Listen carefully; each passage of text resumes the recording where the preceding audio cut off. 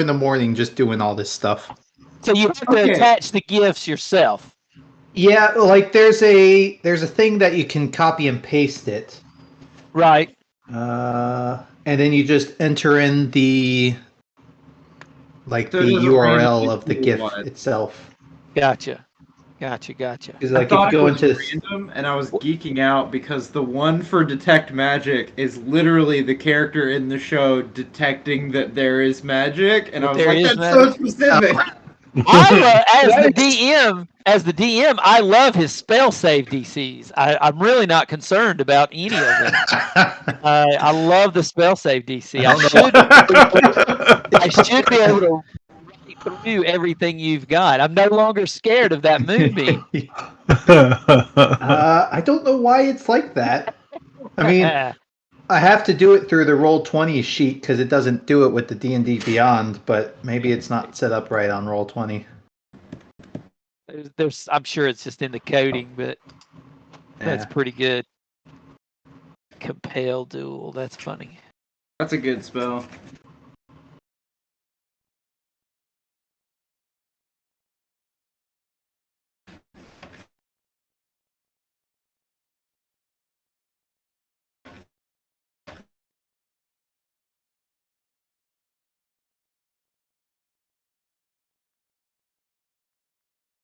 Oh, you know what? It's because on the spell sheet, it's 0. Oh. That's why. Oh, it's pulling from the Roll20 spell sheet? Yeah. That one isn't. Yeah, if you don't plug in the information. If you don't plug the information in.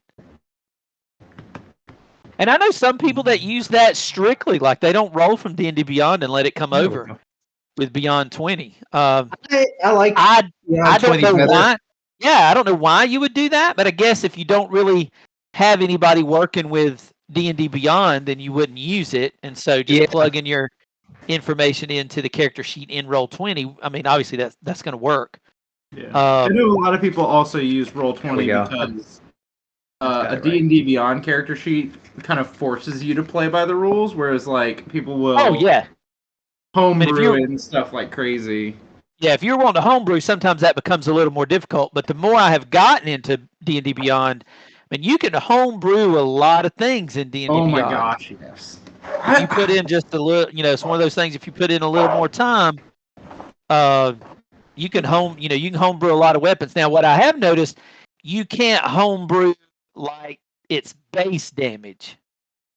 You can add another die of damage where you'd have to click it twice, like click the damage of a sword. But this sword is particularly special, and it actually does, 2d8 instead of 1d8. You'd have to put an extra 1d8 in the description so that you could click it and get your 2d8, or just make in the description 2d8 and don't click the D&D Beyond auto thing that's on the sheet. You'd have to do it out of what you created in the description. You can make it happen, but you got to fiddle with it a little bit. I think it's a very, very good tool, and I wish they didn't have to follow Wizards' price points, because I think even if things were just 50% of the cost or a third of the cost of a paper book, I think you would more than double or triple your sales. Right. It would pay off. Now, isn't most physical books about $50, but D&D Beyond is $30? I thought it was that most physical books were $50, and D&D Beyond, the full price is $50, and then they're almost always on sale for $30 or something. I think they are pretty much always $30 on D&D Beyond, and then you will get when I bought them. I guess it's been 2 years ago Christmas now. I bought the bundle for just the source books, all the source books. Oh, the bundle is a great deal. And, the whole package was 50% off. I got every source book at that time. I mean, it was only $160 as a Christmas present. It come with it. I mean, obviously it come with everything. And it was a 50% off. I mean, it was normally $320. Mm-hmm. I wonder if you're going to get a discount with 5.5. Those people that kind of invest early on, or it's just start all over again, Well, they just had a sale on D&D Beyond just recently that was a 20% off. And so the $30 book you could get them for $24.99 or something. I saw that. And it was just recent, and that was even on new books. So maybe they do, maybe they don't. I mean, it's obviously incredibly easy to sell digital books for nothing but pure profit once you've made that base cost of turning it digital. Not having to ship it anywhere, not having to actually physically make them. That's a massive amount of pure profit. And I don't know how much it would take to turn a book digital and then put all the coding in for keywords to jump around and all that stuff. I don't know how hard that would be in a whole book, or how long it would take a couple people to take chapters and make that happen. But once that initial cost of a couple, say $1,000 for those people to do that, as far as hourly pay or whatever, and everything's pure profit after that. What's going to be really interesting is if 5.5, if it's purely digital or not. I mean, if you look at the debates, between the Xbox and Sony release a couple years ago, at what point in time they weren't going to put a CD drive or DVD drive in there. You remember? It was all going to be like downloadable. So it's a weird world we live in. I know. Well, the thing is, Ethan's PlayStation. Wizards you can buy it with a CD drive or not. You can choose. Right. Yeah, that's true too. They probably won't do all digital because there are some people that will only buy physical, and by not doing physical, they're missing out on some profits, even if it costs a bit of money to make it. Yeah, my brother's one of those.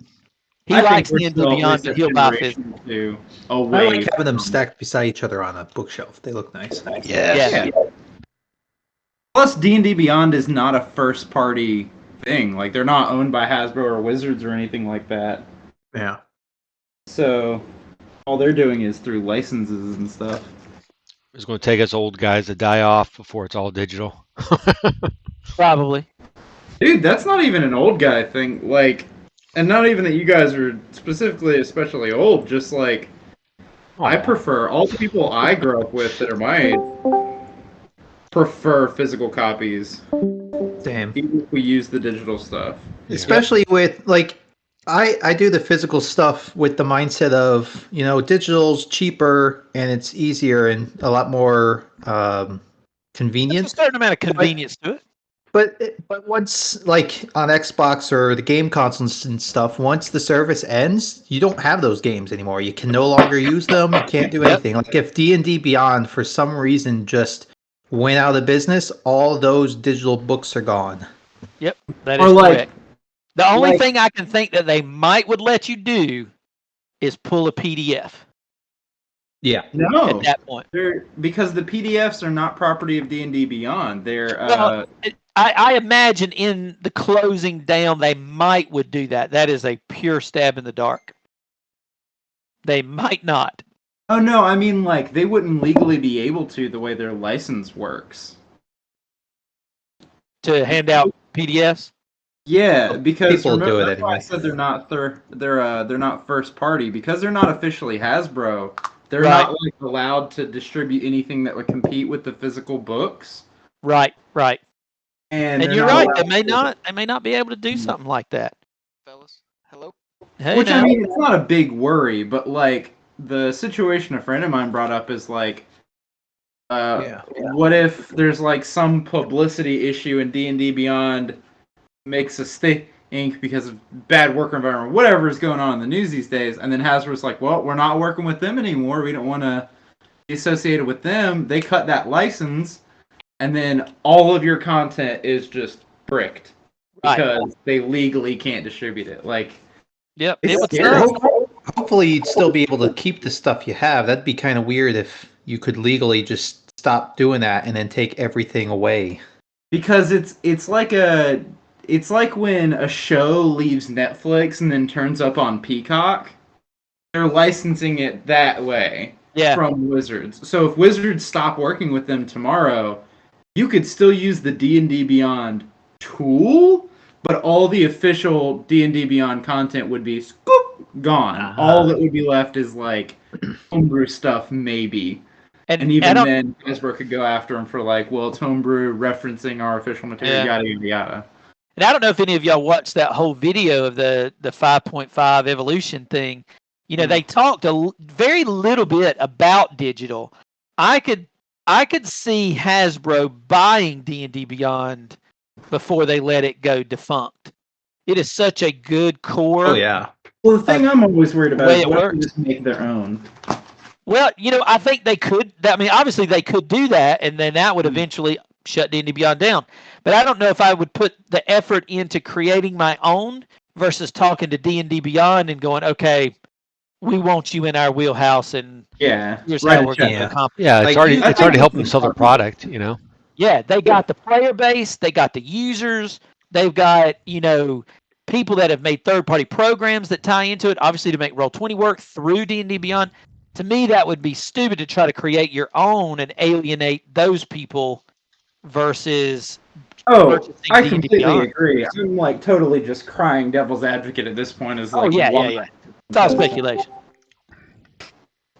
Yeah, I mean, just look right. at how Epic Games struggled making their own distribution platform to compete against Steam for exactly what I was thinking about. That was just chaos. They made the dumb decision, and it turned out horribly. But my brain gets stuck on the fact that a huge company made the dumb decision, and I'm like, there are idiots at every level. It was motivated by profit. Epic will do whatever if it's motivated by profit. We don't need Apple. Twist, they needed Apple. Yeah. Come to find out. Alrighty, so everybody's here, grabbing a quick snack, it looks like. Do what you need to. I'm going to jump us to the map that you guys were on. You had just arrived, and off in the distance, you know that you had caught a glimpse of another frozen ship in the harbor as you were passing on that small little jutting of land on the snowflake island of Solstice. And so you're kind of heading in that right direction. From the snow, the winter weather, you just caught that bare glimpse of the ship frozen in the sea. And so I will open the floor up to whoever wants to go first, and that's how I will pick up the turn order. So, I assume we don't want to just storm down there, right, guys? Right. Yeah. Let's see. Zaris doesn't see a problem with that. Oh, you're a little bit quiet, whoever that was. Zaris doesn't see a problem with that. That better? You're still a little quiet. Maybe put the mic closer to your mouth or go into the settings. It's probably settings, because it's basically touching my mouth. So got it. Oh, yep, that's probably what it is. Go David, into settings, Ethan, about halfway down the page is voice and video. Yeah, I got it. Go ahead, Eddie. could you ping generally the direction that we're looking at? Sure, as that blizzard passed through and what you were doing, you are going in that direction. Oh, okay. That's good. Okay. I'm going to release the squirrel, the ill-tempered squirrel. All right. And have him go forth and see good things. On the ground, I want to keep him a little. Now, are you gonna light him up as you have done in the past? No, I'm not. He basically goes to the edge of my vision, and hopefully he's got dark vision as well. He's the Tresemme badge. Okay. This any better? Talk again. Hello? Testing. Yep, I can hear you. I don't know why it still sounds a little faint though. Let me keep messing with it. Hold on. I mean, if it's slow on your end, you could always bounce up. Does he sound good to all of y'all? It's slow. He's very quiet. It's a little quiet. Also an echo coming through. He's just shy. Leave him alone. Sorry, guys. Make sure you have the right mic selected, Ethan. He's a quiet line. Well, It's the only mic I have. try unplugging it and plugging it back in. It's always works. Could be just like a bad connection. So did you raise the input device, Ethan? The input sound? That one more time? You raised the input volume slider? Yeah, I did. Now. How far is it? Was down at like 60 something. There's So good. what? I mean Hello? that does sound better. Yeah. Do I need to go higher? No, that's good. Okay. All right. Well, let's continue then. I didn't mean to hold everything up. No, that's No, good. you're I mean, so David, he does have dark vision 60. He does have dark vision. Right. Yeah, that's a rebadged Tressum. All right.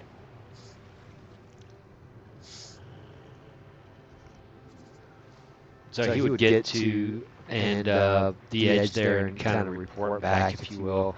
Is that? He's going to move over here, get a better look at said wood planks, possibly. Yep. All right, gonna move down the line. Vigor, what you got?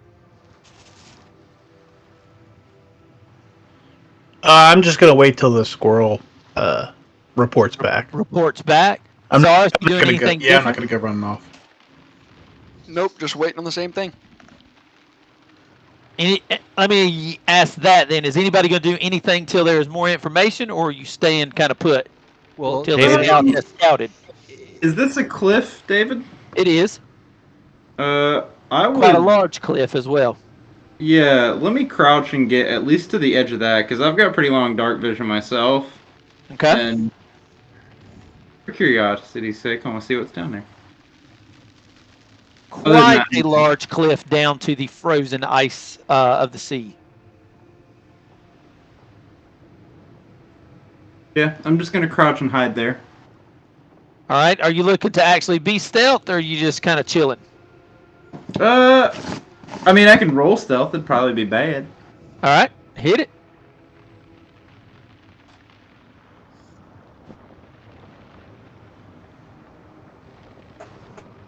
All right.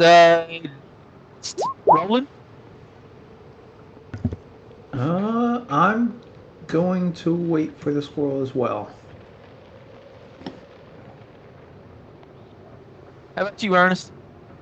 Well, Ernest is not going to clang along without some sort of sense of direction, because I'm a little loud. So I'm going to wait back till the more stealthy people.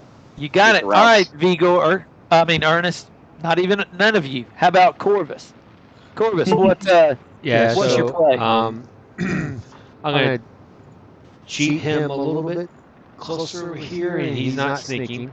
But I mean, he's a small critter, and so I have my hand on Vigor's shoulder, or maybe the tail of the lion, and I was like, the squirrel sees maybe some staircases due east of us. It goes down, but it's pretty tricky, and that's all he reports to. If that makes All right, sense. perhaps we head in that direction. We just kind of scoot Corvus along. It's not fully like lost his senses and went into the squirrel. The squirrel's just communicating back to him because it's like a mile, right? Isn't it something like that? Yeah, Or something telepathically for a certain like distance. that. Mm-hmm. Definitely within that range. I know there's something finicky about it. Might not be a mile, but yes, it would be this distance. So we can go. It's like 75 So feet. yeah, if you want to move, move. We still doing turn base. At this point, you're not in combat, so I mean, if you've got a movement there, make it happen. Okay, cool. If you want to get a better vantage point from the top of this cliff.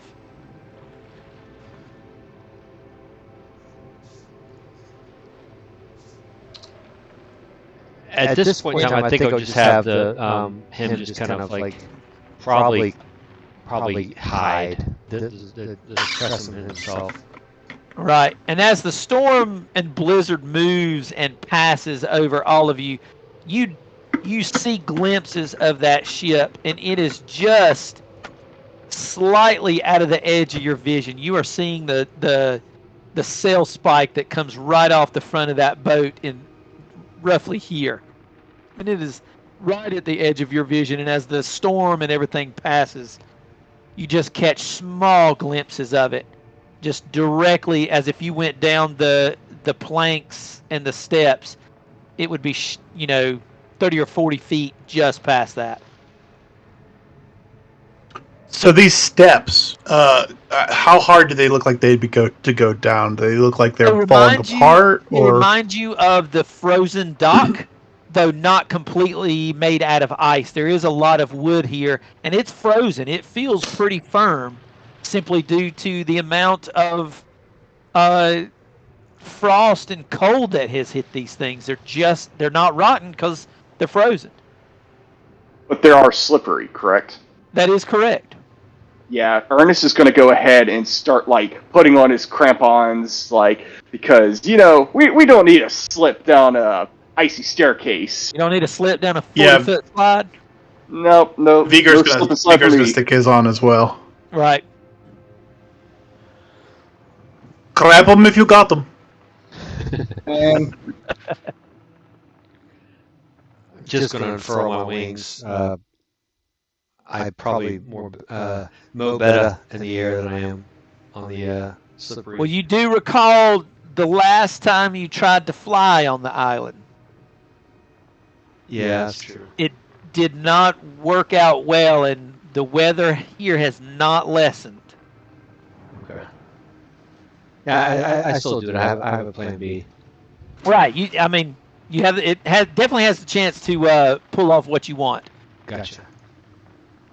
All right, party. What do you want to do?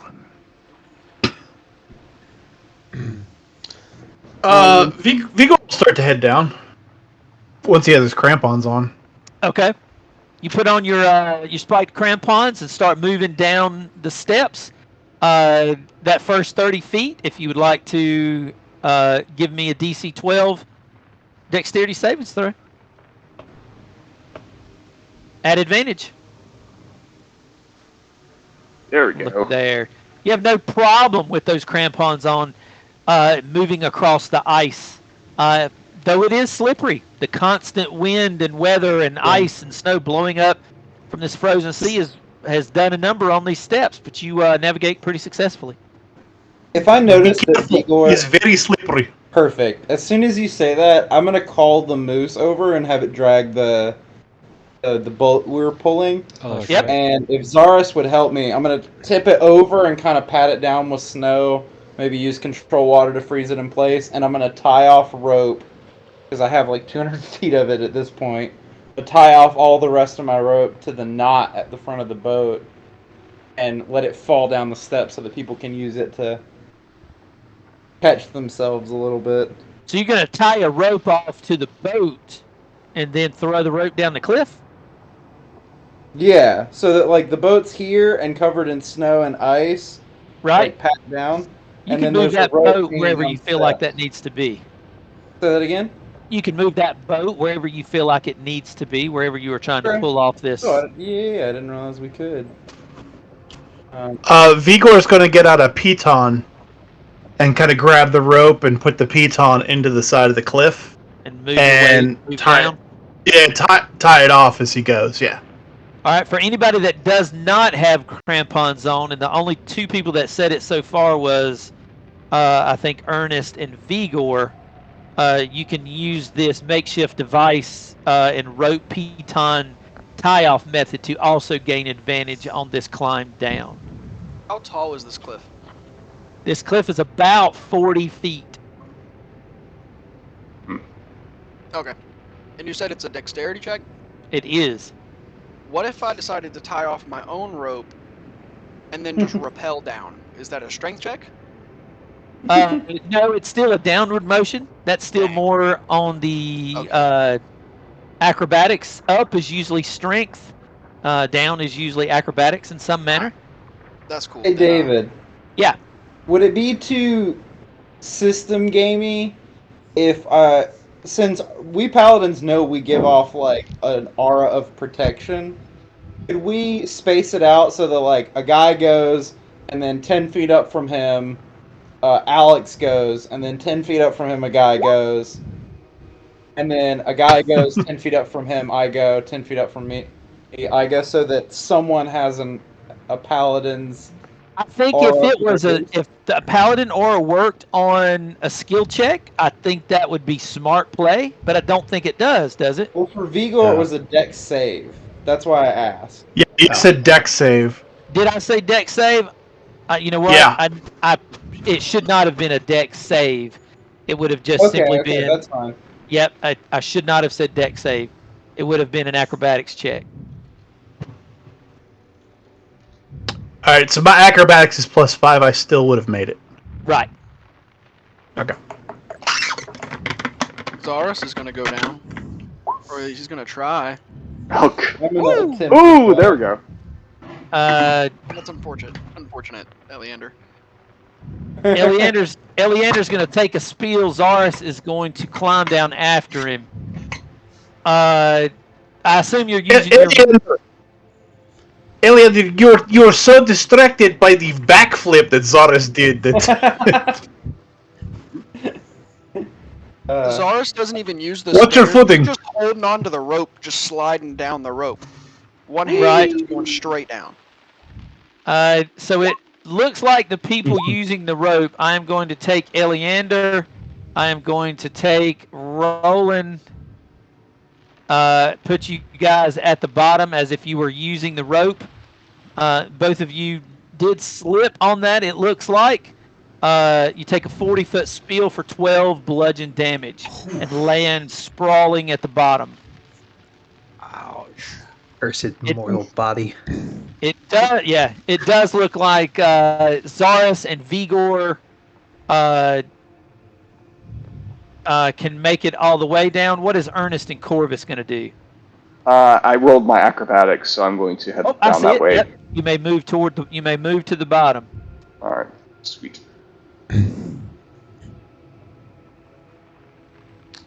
You see, well, maybe not. Making sure my ring of feather falling's on.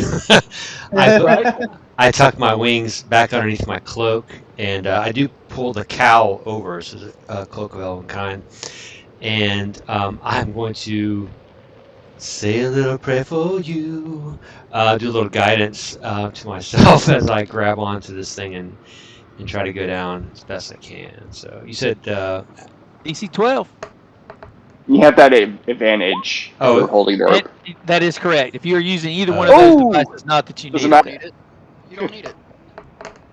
Oh, yeah. 24 is pretty, or 26. He kind of holds on the rope and opens his wings with a 24 and like parasails down to the bottom. He just lets the wind pull him out to the tip of the rope, and then he tucks his wing in. Why are half of us doing rope tricks and the other half falling? You see, no. Down to the bottom. I got this. Eleander is like pushing himself up off the ground and like spits a little bit of blood from where he cut his lip on the fall. He looks at you sideways and goes, "It's very windy out." Hard. Just off. I was just gonna say Zaris and Corvus were strippers, and so they're just kind of used to that kind of stuff. Yeah. Tiefling. I just missed that side. It's not quite a pole, but you know. David, will you allow the squirrel to kind of like... Those are private sessions, Zach. You have to pay extra for those. They're private sessions. So my chihuahua likes to hang onto my forearm. Like, we allow the squirrel to kind of slide down the... Right. Well, with a 24, I don't think he impeded you any. Okay. So I think you made that pretty successful. I'll just dismiss him and then I'll have him go to his extra dimensional space and have him reappear at the bottom, so he doesn't have to make any roll. Gotcha. So as you get to the bottom, and there's quite a bit of noise going on at this point, and you get a much better look at the front of this boat.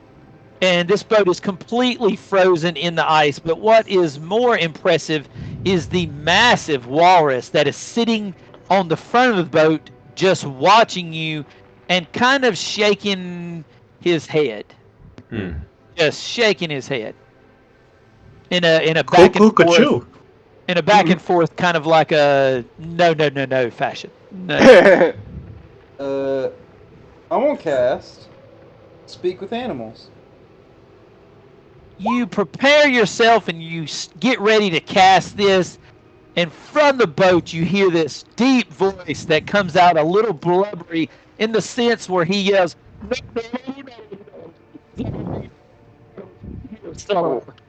You cut out for me, dude. Yeah, we did. Yeah, did You not sound like like you're in a snowstorm. It probably sounded like I was in a snowstorm, but he comes out with a very bubbly no.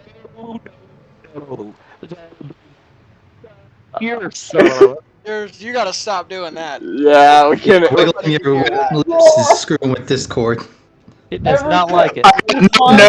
Explaining yourself, and then you go to talk, and it's just gone. Yeah, there's literally no audio whatsoever.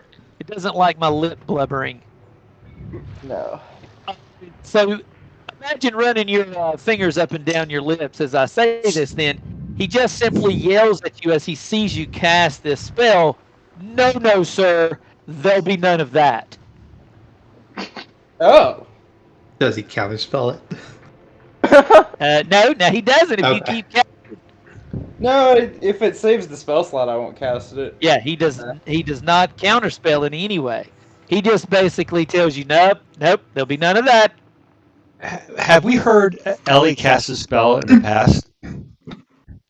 I'm sure you have. He's cast spells, so Yeah, a lot. So I was like, "Oi, look! It's a Minna! It's a Minna! Look, it's right there! He's a bloody walrus! Oh, friend! Oh, my friend! God. Compatriot!"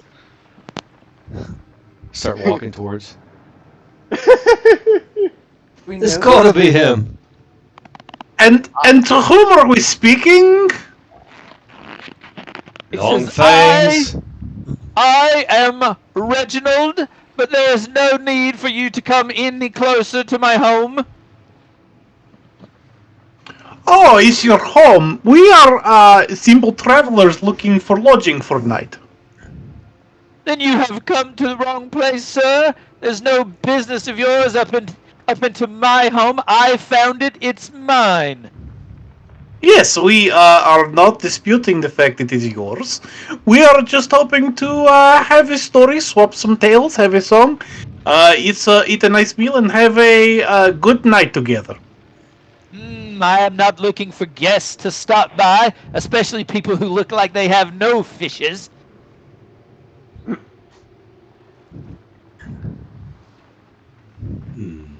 Does Do anybody you- have some fishes? Have fishes? Does anybody have fishes? I don't Zaris, know. being a cat, actually enjoys fish quite a lot, so he pulls out 2 dried fish out of his backpack. Rations. Nice. Rations. What is that you hold there, sir? Salmon. Salmon? What did you get that out of? The river. River. They're mighty small. How do you stay alive off such small little morsels? As you can see, I'm quite the small individual compared to you, sir. Yes, So it doesn't yes, take you as are. much. Quite small. How much would it take? How much salmon would it take for us to spend the night here on your boat? Oh, quite a bit few more than what you got there. I could eat that and not even have to bite. Just How slide about- right down. How about 5 salmon? 5 salmon. He gave him the old tree. 5 salmon. He kind of holds up one flipper and looks at another flipper and says, 5 salmon. I don't know what 5 salmon is. I don't know 5 salmon, but what you have there is not enough. Zaris pulls out another 3 salmon from his backpack. 5 salmon. 5. I still don't think that would fill my belly.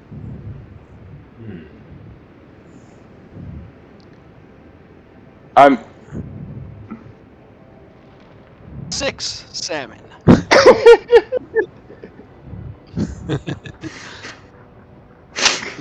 6 salmon. 6 salmon. This will do. but I will be keeping both eyes on you. You may approach.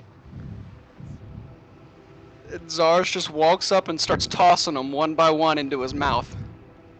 And he eats every one, and while a little dry, which he makes a comment to, it's much better than frozen. So he does tell you you may come aboard. I can't believe that works. I cannot believe that works. I guess we're climbing aboard. That's Yeah. I mean, what was his name again? Reginald. Reginald. Reginald.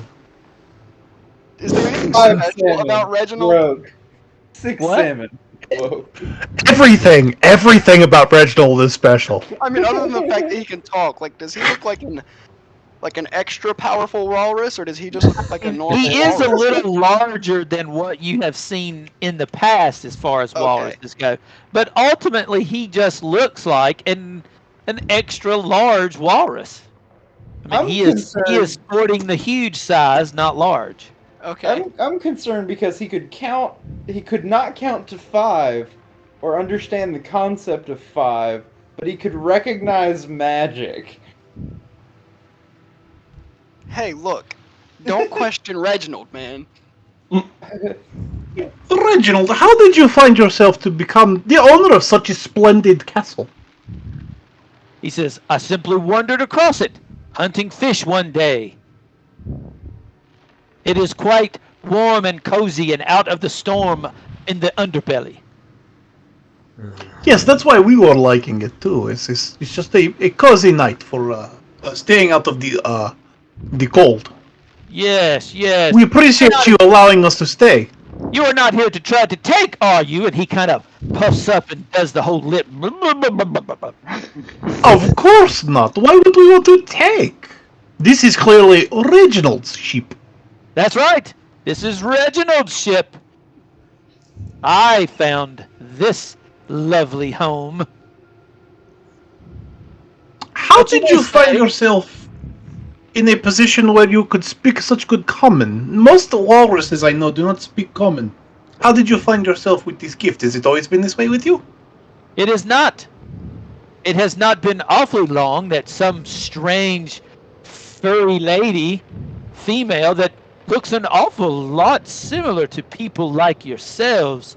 She came across this area hunting for something, some ball, some round object.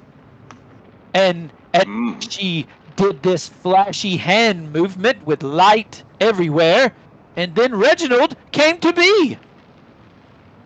And here I am. And here you are. You don't happen to know where the ball thing is, do you, Reginald? I Maybe- do. For maybe more we can fishies, I might would tell you. The Frost Lady has not come by at any time since then, since I have Okay. run across it.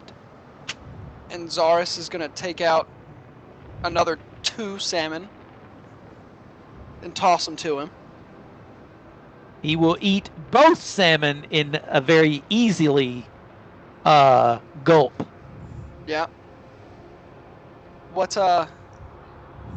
Where is this ball? Maybe we can take it to the Frost Lady if she's looking for it. Maybe we can help her out. That is very interesting of you, and you do have the fishies. Perhaps you are not so bad as I first assumed. Yes. If you leave this place and cross to the tip of, and he kind of points you in, let me give you a direction. And he points you to a southeast direction. If you head that way, you will find the white little furry creature who guards the ball. He guards it day and night, through storm and through calm. white furry creature. Do you know what do you mean? I Do you mean, know Pointy what teeth. white furry creature. That is what I Yeah. mean. Well, Like a Big can you pointy teeth. describe it?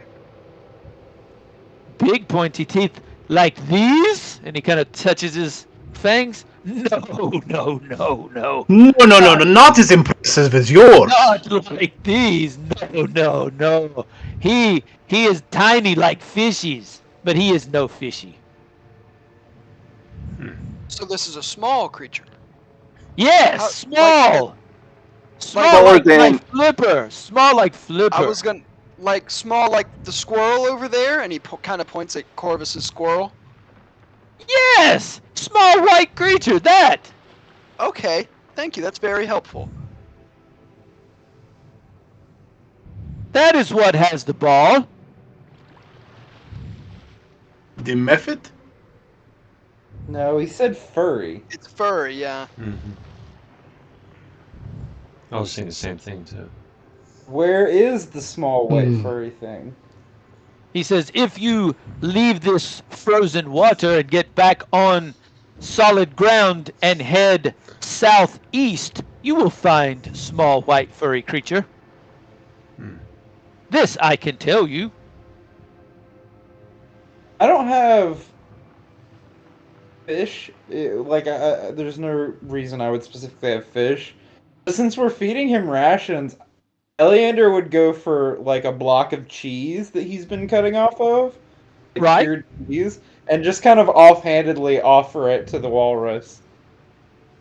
I think this particular walrus would give it a sniff, give it a smell, give it a lick, and not be enticed. I don't think, cheese. That's fair. I was just Yeah. curious. He would definitely try to inspect it, and when you offer him this bit of food, and Reginald would be, no, I don't think that would settle on the belly. No. I'm just curious, why are you still here? I mean, she gave you the gift of gab, which we appreciate very much. But what's in it for you? What is she offering you? She wanted to know where the ball is, but Reginald not know at that time. So when was the last time you saw the lady? She has not come back for many months now. She sought only to find the ball, and I not know. How do you know now? I was hunting for fishes one day, saw little white creature run. And there it was, sticking up out of the snow. And the little creature continued to roam around. I watched, and he watched me, and stayed with the ball. He does not talk like I do. David, are there loose parts in the ice where we can see that he's dove into the water to kind of like Not maybe swim anywhere there? in your current view, Mhm. but clearly seals make those type of holes Right, for hunting. right. I'm just thinking he probably would be going underwater. It'd be the fastest way. I'm just assuming from my shipwright background, seeing walruses and seals, that he probably wouldn't go overground. So, and if that's the case, I don't know if we still have our whale taxi service available to us. You do still have that, yes. Okay. But no, for the most part, yeah, they simply make a hole in the ice where they need to go under the water. Walruses do travel on land, but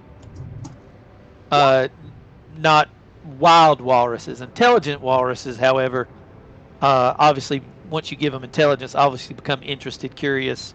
I would assume everything that comes along with it. With my curiosity being piqued, I'm on a ship now after a little bit. I'm going to turn to him and say, do you mind if I inspect a suitable place for us to hunker down for the night?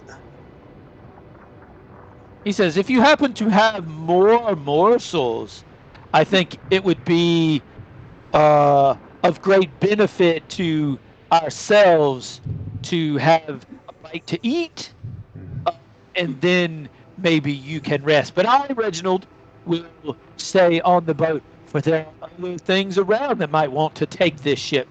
You seem like you do not really want to take my ship, which is good, and you offer morsels and fishies, but I will continue to stand guard. I might be able to help you fix the ship if that's what you're concerned about. I'm a shipwright by trade. What is wrong with my house? My house is not broken. It is my house. It is good house. It looks good from up here, but there may be some structural damage when the ice came around it. I might be able to help you out. Help me out. That sounds wonderful. The other things you say I do not know. When the spring and the summer comes, this ship may take on water and you will not have your home anymore. What is spring and summer? Are these big or small creatures? Do they wish to take my home? Is that what you mean? Will that help me protect my home from these springs and summers? You have not seen the warmth of your face from a sunrise or sunset? How long have you lived here? Forever. All of Reginald's life. So he is not seen the summertime. Okay. Well, I mean, he's native to the area. Like walruses usually stay in the cold. Well, yeah, right. I mean, it could potentially Reginald, the god, sea god. ice breaks potentially in just really, really cold water, and then it freezes. Okay, cool. Yes, he does not know what you mean by summer and spring. He has no clue what that is, being even remotely close to this island. He doesn't. I'm gonna message Ellie and ask him maybe he can show us the way. Show I think he already said he doesn't. show you what way? The way to the ball. Oh yes. I could eat more fishies and show you. Is there a spot nearby, like off the edge of the boat, that is cracked or thin enough for me You could to find that off the back of the boat if you went further away from the island. Yes. So could I ice fish for like my rest time, however long we take? And If you would promise like give to, whatever yeah, I fish? we can do some ice hole fishing. Sure. So Eleander and Zaris and Vigor are having a piss of a laugh under their breath in the back. And Eleander puts his Yeah, I haven't been able to keep up with that conversation, but I did run across the Paladin of Reginald, which is pretty funny. So as Vigor is starting to sing under his breath, Eleander's like, I can't take this. I gotta go. I must He's make so wise, And he just and he lives with large, his fishing. and he lives in his barge. Oh my gosh. Sways back and forth a little. Is that survival or? Yeah, I think that would be survival. Oh, If you could give me, we're gonna run. I'm gonna run that same 3-tier check for 12, 14, and 16. Obviously, you're gonna want to pass, but anything greater than 5 above. Ooh. So you got 1, 5. You have caught just basically 2 regular-sized Arctic fish. They are not big. They're not small. They are enough to feed probably 2 to 4 average-sized people. But that is obviously 2 fails, but 1 pass with 5 over. I only roll. Did I roll 3 times? It looks like. One of those was Oh Zaris. no! Wait! That's One of all those three of is. us. All Yeah, three I of was us gonna were- say. If Oh, I is more could- people? I Is was more rolling people? too. Is more people fishing? Yeah, I'm fishing too. Okay. Well, Eliana, give me one more roll. So for my last one, Yes. after I come up with like mediocre fish, if other people are sitting down to fish, Eleander would get a little competitive. And I wonder if I could, if casting Speak with Animals, a first level spell, and like whispering or singing into the water to try to attract more fish, if that would give me any kind of advantage. I would give you advantage on the last roll. Sure. Hey, Corvus. Corvus, it looks like our friend is having trouble getting fish. Maybe you want to give him a little attaboy? But let me clarify everything, because I thought that 24 was yours, Eleander. 7 and a 10 doesn't get anything. Zaris has caught figured. 1 at +5. No, I figured. That's why I wanted the advantage. Okay, on the yes, you may last take one. advantage on that last one. Yeah, maybe go give him a pep talk, a little guidance, something like that. Oh, that was stealth. That was Wait, was it? No, it was survival. No, It was survival. A 19 passes. These fish are attracted by the northern lights here. And I touch him in the back, give him guidance for +3. Do I Right. keep rolling? Yes, I need Yeah, your. you I have need. more. I need 2 more, Zarth. 13 is a 1 over. Cause that. No, I'm sorry, 1 under, and 16 is on the money. So you have a 5 over pass and a second pass. Eleander has 16, so that's a +5. And refer to this handy chart here. Ethan, you caught 2 large tuna. And Eleander, you caught 1 large tuna. Sure. Yeah, High five the cat. I think I'll join in the fishing fun. You know, Sure. try Let to me get have away it. from the. This turned into a Any gamer's curse. very A fast. fishing It turned into a mini game, I think. Well, all the seriousness just left this mission completely. I think so. So what give do us we the have? option to fish. We have a 12. Let's see, a 17, a 9, and a 10. So you passed the first one at a +5. So Yep. that is 1 large whitefish. So just Which is an before we Arctic get too fish far as away well. from this, I want to clarify the down in our luck, darkest part of the story. Heroes have stumbled into the Arctic wasteland fortress of the ultimate corrupt evil, and we've wandered onto. Hi, I'm Reginald, the talking walrus. My fishing mini game. And a cat. You see, we've reached the middle of the season, and the producers have used all the money on the big special effects. This is the bottle episode. This is like We're just gonna stay on the ship today and just mess around, and then next week we go back to the actual adventure. Yeah. this is the comic relief. I'm over here trying to build Zaris as a paladin fighter multi-class now. Yeah, this is the Trying to comic work relief it. section to bring things down. Then the roller coaster goes back up. So with that, it looks like you've basically caught a total of 4 large Arctic fish. It can be anything from Arctic char to lake trout to rainbow trout to salmon, northern pike, whitefish, burbot, or sheefish. So any of those things are larger Arctic fish or can be. So you've caught 4 of them in your trip out. And of course, Reginald continues to be the lookout, as if always concerned that something may try to take his boat. Eleander will prepare half of one of his fish as like a nice salmon. Just gonna sushi it out with a little bit of rice from the rations for everybody, so everybody can have a little nice meal. And then I make a big show of like offering an entire half of a fish to Reginald, and then serving everybody else little bites. Right.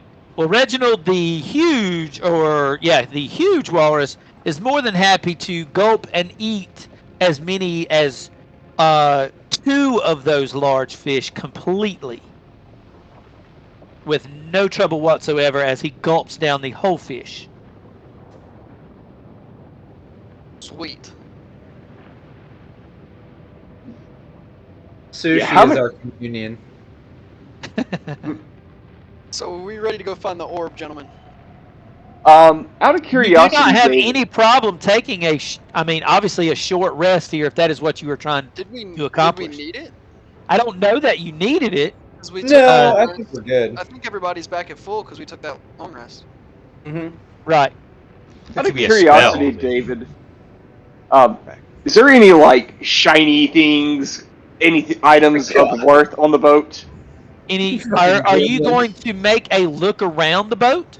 I mean, I assume that like once on the boat, I would probably not stay in one place. I would probably like perusing around, just kind of like inspecting kind of like the make, if there's like any secret like compartments or things of that nature. I would actually stop him and say, I'm not sure if you overheard the conversation, but he's very particular about his vessel and doesn't want us to go down below.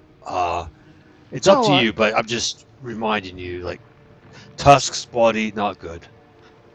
I mean, did he say that, David? Like, he did not specifically come out and tell you could not go below.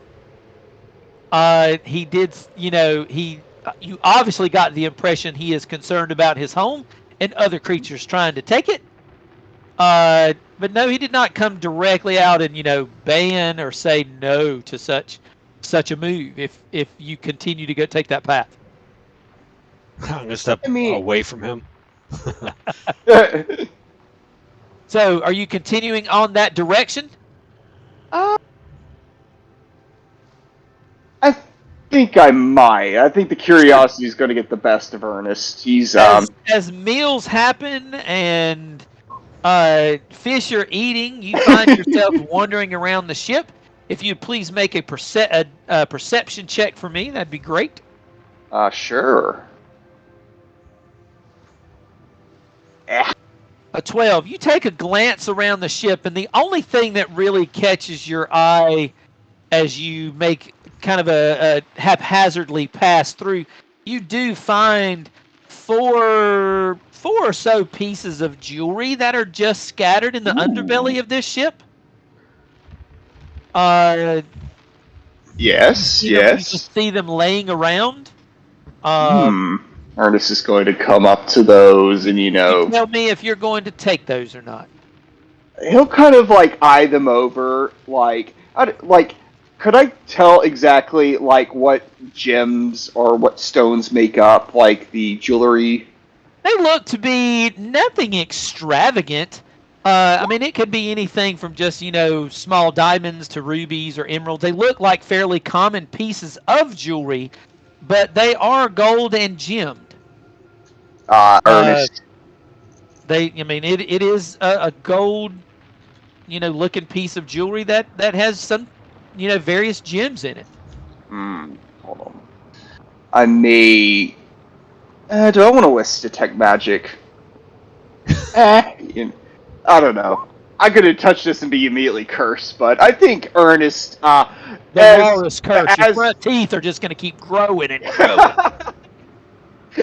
Probably so, knowing Ernest's luck with going out of the way for treasure. I don't think he's going to use any... I think he's going to, be in full greedy mode and just, take and pocket the items. You are or are not? I am. You are going to take those. Yes. All right, yes. You pull these four pieces of jewelry that's just, again, they're just randomly scattered out in the underside of this ship as you're kind of looking around. They're worth about 25 gold pieces each, nothing crazy.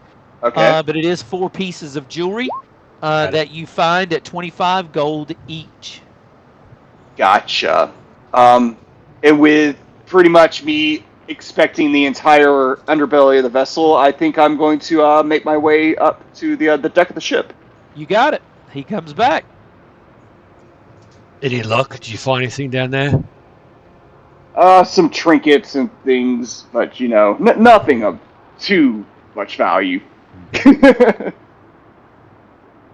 I mean, that's honest. That out of character, that's honest. That is pretty honest for Ernest the Deacon. I mean, if it was like something God, salt of the earth, everybody. Yep.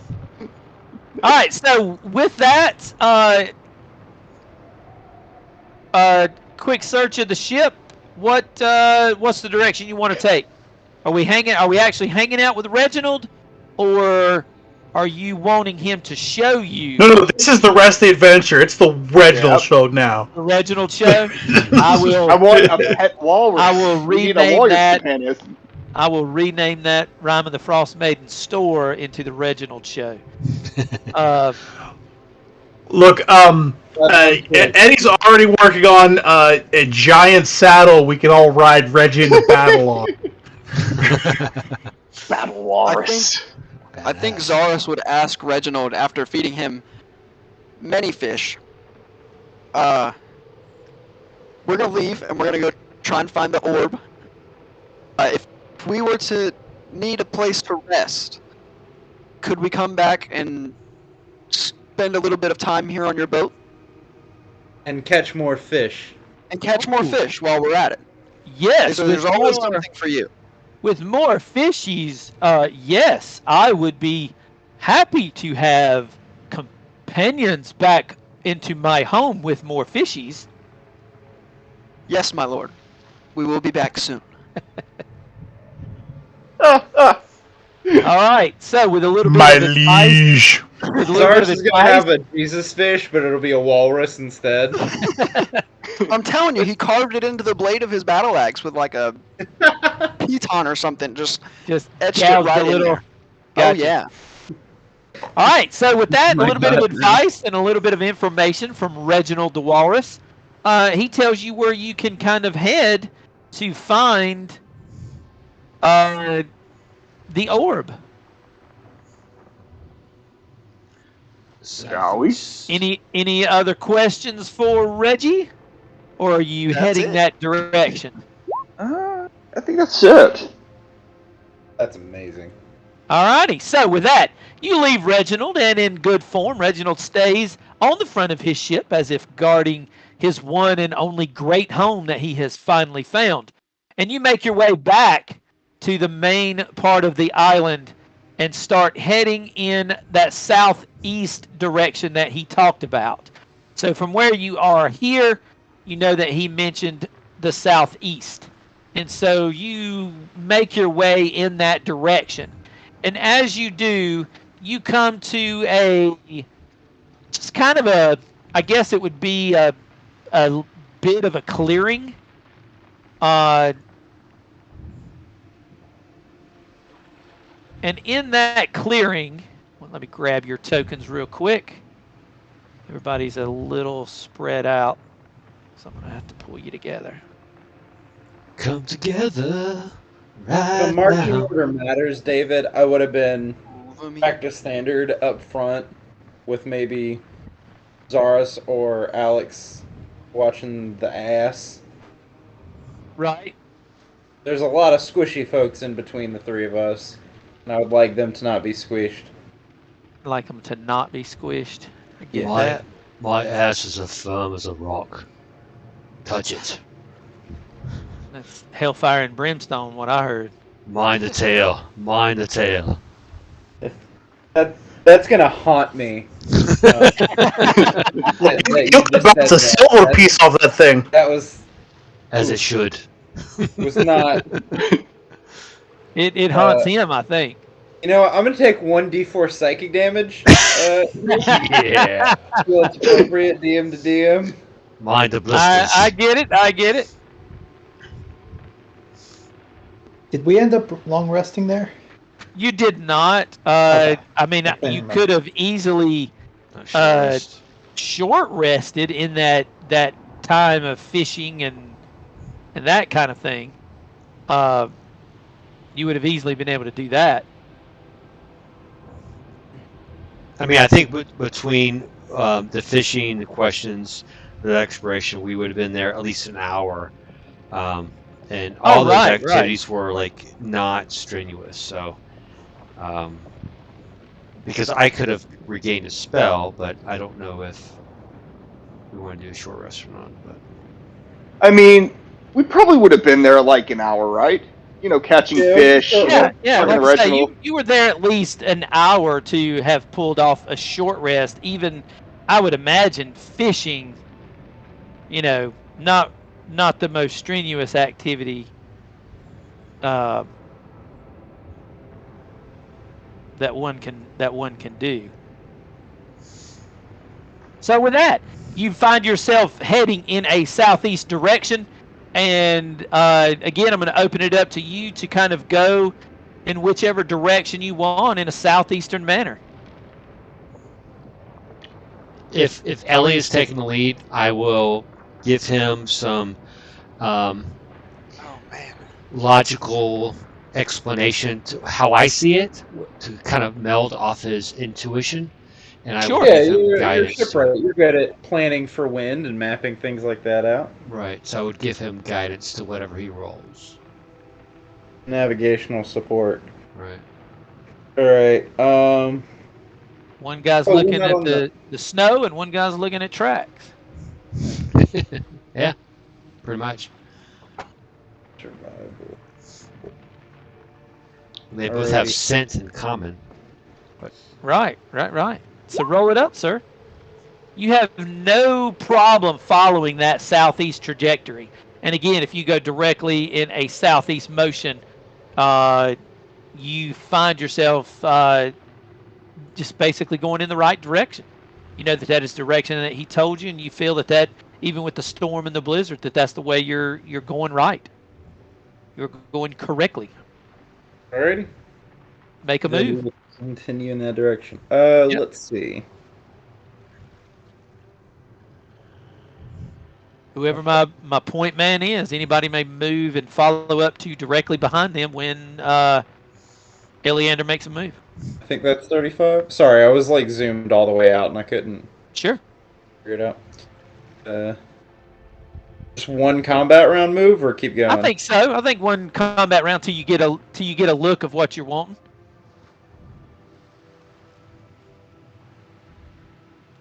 I will use the dash action, but I'm not gonna move the full distance. Okay. I'm gonna like get way out ahead. So I'm still on the edge of other people's vision, but I'm kind of like doing that like every military guy in a movie crouch run thing.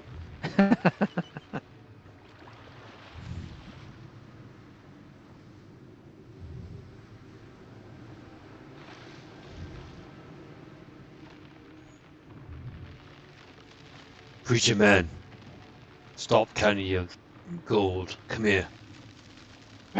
Oh, coming. He's going to be like recounting his gold pieces and putting them back in. Stop counting the walrus's gold. So, Eleander, just on the edge of your vision, you notice something odd that is sticking up out of a mound of snow. Looks rather odd. Give me a perception check at disadvantage at that distance. All right.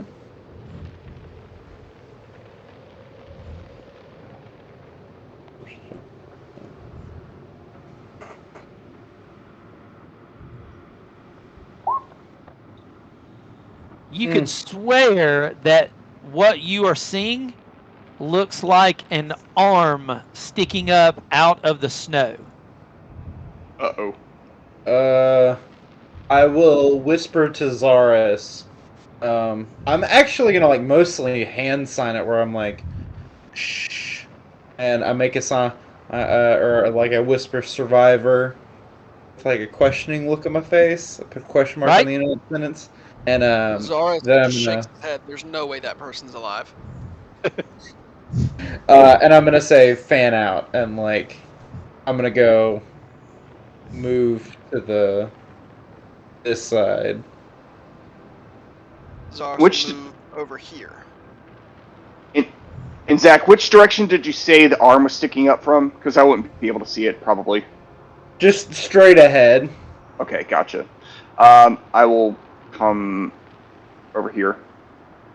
And as you fan out and start getting a better look of what you see, it comes across as this. Aww. In the snow, you see a hand that is sticking up and grasping a frozen orb. But beside it, you see a small white weasel that multiple tracks around the area as it bounces to and fro around the orb and the area. Talk to the animals. Speak with animals. Speak with animals. All right, you cast it up. Let me give you a quick description of the area and what you are looking at. Half buried in the snow near the edge of this sea and bluff that you've been following in this southeastern path, you see a humanoid corpse that is buried in the snow with its hands sticking up out of it. Clutched in its hand is an orb made of a smoky gray-looking quartz. A white weasel seems to burst from the snow in and out and around the corpse and stares at you with its beady eyes. And you get ready to once again cast that spell, and you hear a voice that rings out. Ye gods! I was afraid no one would find us! The sound does not seem to be coming from the weasel. Can we all hear this, or just You can. Ellie? Everybody hears that, as it basically rings out loud. Does it ring from a particular point? You know it's coming from that general area of the weasel. But as the weasel jumps in and out of the snow, there's no muffling, there's no nothing. So it appears to not be coming from the weasel. And who exactly have we found? You were not looking for me? This is a disgrace. I can't believe it. I am the Professor Scant. Zaris pulls out another fish. Salmon? Dear lion man, I don't eat salmon. I don't eat it all. It's still not coming Puts it back from in his the. book bag. I'm gonna get closer on Yay side. Okay. Can I do a history check to see if I recall the history, the professor's name, and if it rings a bell in my circles? Yes, roll that. Cool.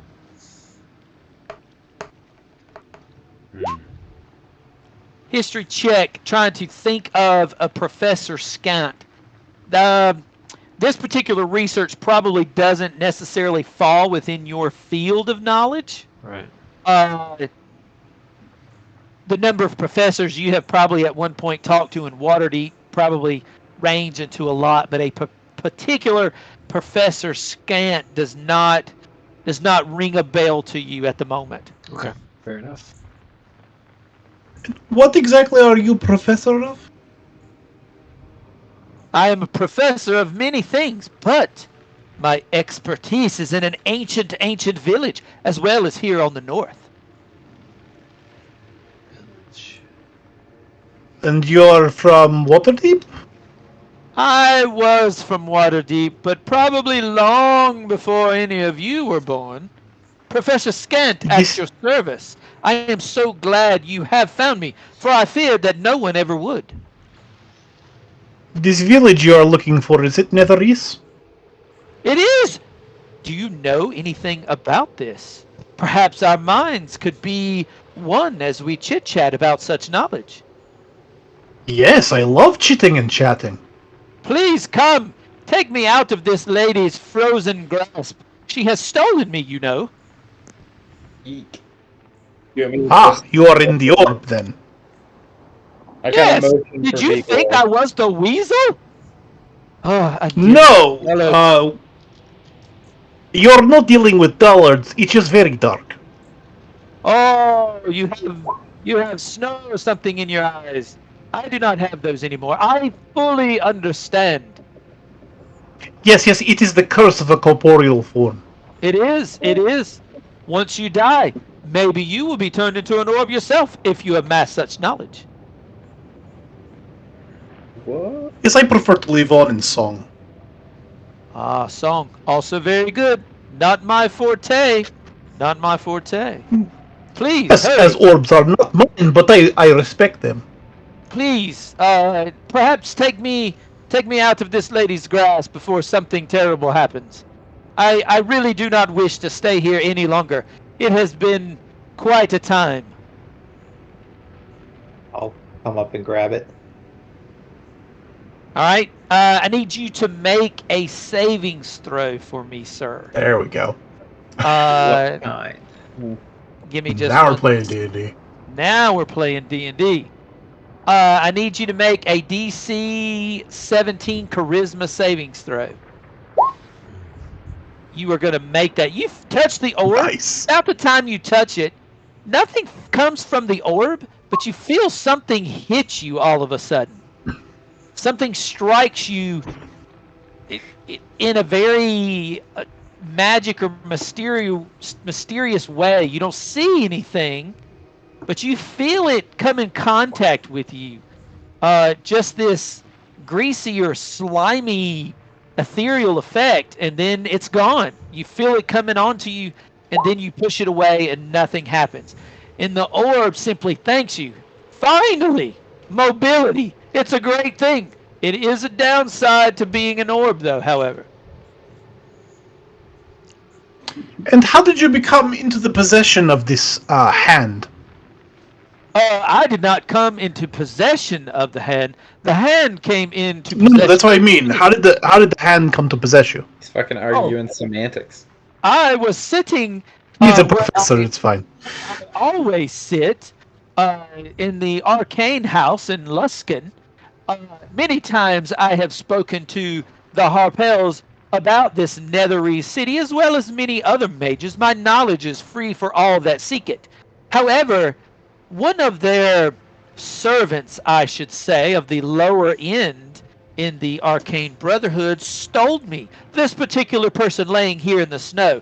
And by the way, they came here unprepared, as you can see. Look at her, frozen to death. Clearly brought no fishes. Pride bringeth the downfall. I know little about these fishes, you say, but I do not know what else she has with her. However, she was not prepared for what this frigid island had to offer.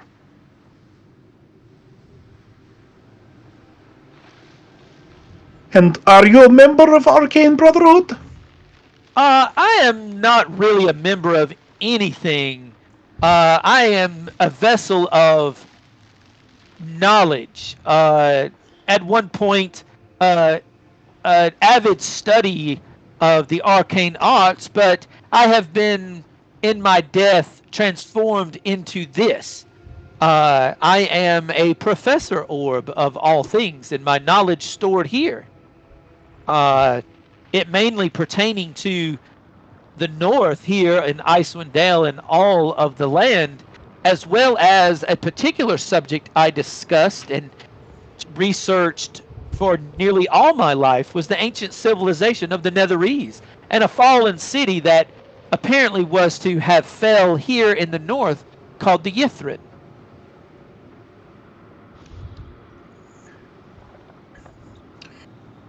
Saurus is gonna walk up, and knowing that this lady is a wizard, he's gonna try and see if she has a spellbook on her. All right, you do a little bit of digging, and of course you unveil what looks to be a completely frozen and dead female wizard. Her fingers at one point was raised up, as you saw in the picture, and grasped that orb. You notice that after you dig her out a little bit, she did have cold weather clothing on, but one of her arms is bent in an odd shaped direction. You know that it is broke, which would have made any spell casting in ever how she got to this particular point impossible. But you do dig through the snow and search her body, and you do find a spell book on this particular person. Sweet. Zarus takes it and just walks it right over to Corvus and just puts it in his hands. I'm just pick it up and carry it right over to him? Oh, yeah. So I'm going to say to the orb, we are the keepers of many knowledges around here, and would you be interested in joining us as we try to figure out this curse that's forsaken these lands? Curse, you say? I don't have any particular knowledge of the curses, but anything that would take me with you, please. I dare say not being mobile is a curse in and of itself. I would rather not be left here to no longer be able to move or do anything. Ethan, I need you to make that DC 17 charisma save, please. Okay. Oh, I'm gonna fail that. Yeah, Okay. +5 is not going to help. Even with the pluses, it's just not gonna happen. All right, as all of you are standing there and he searches that body and he takes that book and he is right about to hand it to you, Corvus. Well, he The would be a little immediate- further away. I'm not sure if that matters or not. Thematically, that was his goal. Right, He right. I'm found just it. saying. He's going Yeah, he's to hand walking it to towards you. me. So And as he's walking to you with his hand outstretched to hand it to you, you notice an immediate change in his demeanor. He suddenly takes the book, tucks it up under his arm, and he takes on a very different walk all of a sudden. And he immediately looks at Roland, and Roland, you have that orb, and out of Zarus' mouth, while it sounds that very Leonin speak and how tigers speak, it almost comes out much more feminine. And when it speaks, it says, "I'm sorry, sir, but I would really like to have my orb back." I'm gonna start playing Counter Charm. Can I have an action as well? Let me hear what they are, I guess, because there is no, you do not detect like a sense of hostility. I'll present that, and what does Counter Charm do? Advantage on saving throws against being frightened or charmed. Okay. So you play your Counter Charm, I'm just gonna start singing about Reggie the Brave. Reggie the Brave. Seems good enough to me. Yeah, I have to get the Reggie's Fist warrior back online. you're gonna have to sing a couple chords. I mean, The paladin of Reggie. He was so large, he got his fish. You gave him your fish, you get your wish. The walrus so strong and his tusks are so long. He's guarding his nest where he stays all day. Reggie the Brave. You play the Counter Charm, but nothing seems to change in the demeanor of Zareth the Leonin. Let's give it a shot in case it was a charm. Eleander, what are you thinking? I just want to walk over, and then I'm going to essentially hold an action. Like, I want to walk over as if I'm, like, joining the conversation, but Right. the sudden feminine tone and the change in body language, Eleander is like, "Oh fuck, I've seen people be possessed before," like, and he's also just he's terrified of strong women. There have been a lot of those in his life, I get it. so he's gonna Zareth walk has been over. known to be strong. Yeah. And he's gonna put a hand on Zarus' shoulder, and I'm gonna hold an action to attempt to grapple him if he gives me any reason to jump. Okay. Anybody else seeing this make any immediate defenses? I guess is the right word. I think Ernest might. He's seen many a possession before in his priestly duties. I am No. definitely going to pocket the orb. And David, what out of character would something like? Would I know if something like dispel magic would potentially like rid whatever like person of said possession or break that connection? You should know your own spells. Let me just put it that way. I mean, Plus, If we you don't ha- know what's if you- causing the possession. if you If have it's not detect something magic, on you would. him. I mean, if you have detect magic, read detect magic because Oh yeah. you should know your own. I mean, you would know your own spells. If I know spells, detect magic does not do anything. I said dispel magic. Right, even dispel magic. I might have David said just that. spoke. I misspoke. Dispel magic doesn't have anything to do with what this is like. Say, not a magical thing. However, as Roland does start to put the orb in his pocket, the orb does tail rolling. Please, not the pocket. Anything but the pocket. I prefer not to be in the dark anymore. I like kind of being around people. And again, the Leonin in a female voice says, "Yes, and he's quite the talker. I'll take him back now if you don't mind." And she again puts out the large clawed hand of the Leonin. Yes, but Zaris, this isn't yours. I'm gonna I'm- cast a message and Okay. reiterate that thought as well. Like, Zaris, are you yourself? So you're casting. You're going to try to cast a message on to Yeah. Zaris. All right. Well, Zaris basically looks at you, mid casting and says, "Look, I'm not here to harm anybody. I just want to leave. I want to leave, and I want to leave with my stuff." And who are you exactly? The Leonin now speaking female says, "I am Nas Lantamir. I used to be that, and now I'm this. But I do not wish to stay here, nor does the orb. We would like to go." You're a weasel? "I'm not a weasel. It's my familiar. Look at it.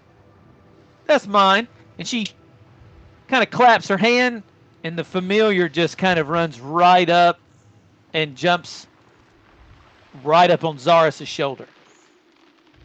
We'd prefer if you didn't borrow our friend's body. She says, "I'm sure he doesn't like it, and I'm sure," and she points right at Roland, "I'm sure he wouldn't have liked it either, but I really had no other way to hopefully leave this area." I mean, if you just head towards the light, it's all good. "But I have a mission.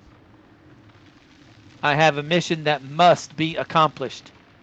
Some of the greatest magic in the world is held in where I'm going. I just need something to get We're seekers of the Netherese. All I ever hear, Netherese magic, Netherese magic, Netherese magic. Can't be that great.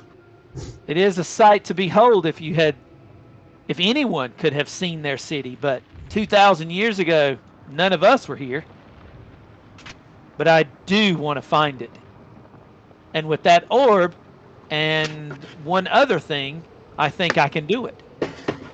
And what is this other thing? What is the other thing? "There's the book that is hidden inside Arl's fortress. If I can sneak in and get it without her noticing. But I did not expect the weather to be this bad. And when our ship crashed, I broke my arm. I could not make it to the castle, and here is where I died. But I'm not ready to let this go yet." David, I'm going to pull out one of my my second Pull out some summon. incense, shake it Well, around. no, yeah, the gray bag of tricks. Some sage. Yeah. I'm going to see what I can summon. I'm going to give this person a steed, and I'm going to start looking through like my bags and such, and start crafting like a little, whether it be a shoulder blade or horn or whatever, something. I want to craft something with my my carpentry and tinker's tools, something that would be able to hold the orb around this summoned creature, basically giving it an amount. I'm not demanding this of my party. I'm just independently thinking, doing this on the side to try to give us like a vessel for this thing to go with us. Like something where you could strap it onto your side? Well, to the summoned animal, which I have control of. Right? Oh, you want to strap the orb to the side of a summoned animal. Well, if the situation If it works turns out that way. Exactly. Yeah, okay.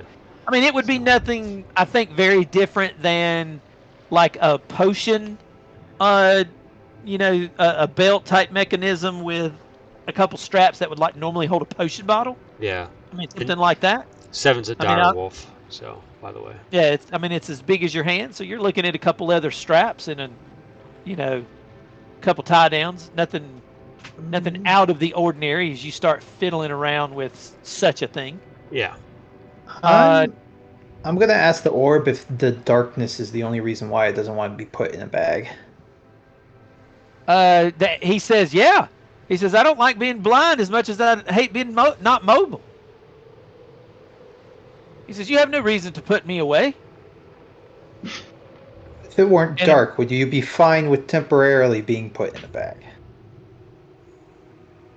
I mean, he says, I can't stop you, but why? And of course, need both hands. Female Zara says, I take it you're not going to give me the orb back? Not very agreeable with someone who steals bodies of others. I can release him at some point. But to do so, I do want my orb. I think that's enough for Eleander. Can I attempt to tackle my buddy here? I mean, if is your goal to hack on your buddy? No, tackle. Oh, tackle. Tackle. So yeah, remember I said I was holding to grapple. Okay, are you grappling to do a grapple condition, or are you trying to do a shove prone or a push back? Grapple condition first, and then I can try to pull him to the ground. Okay. Basically, I want to put him in I was gonna call it a master lock. Yeah, full Nelson. Right. Let's resolve. Obviously the grapple first. Come on. As you try to grapple Zaris. Am I rolling for this, or are you rolling for this? Yes. If you would roll your athletics, Zaris. Against Zaris, damn. It always returns one. Always. Zaris slaps your hand away. I'm not going to roll combat just yet unless other people decide they're really going to try something. She is going to push you backwards away from her. So, Ethan, if you'll make another athletics check. Okay. Eleander, athletics or acrobatics? Athletics or acrobatics. To resist the pushback. Oh my god. It's not going good. What are we doing? She smacks it away. She pushes you back 5 feet away from her. And she says, look, I don't want any hostilities here. I just want my orb. I want to find the book in Ariel's fortress. If you find the book and bring it back here, I will gladly release your companion. No. We would need our companion to get the book. This is a non-starter. Yeah, you kind of attached yourself to a pretty important member. Why don't you possess this wolf that's been following us all day long? The vessel is yours.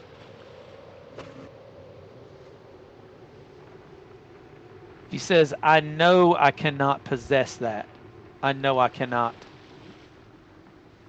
She said, I need your word that you will bring the book back here along with the orb. What I question is you say if we bring it back, he'll release him. But then what for you? Do you just go Yes, back you have into no your body. dead body, or Let me worry about that. Well, seeing as we all have living bodies and you don't have one, I'm going to worry about that. Yeah, I think that is like a question that we all have. It sounds like you have 8% of a plan. I'd like to hear more.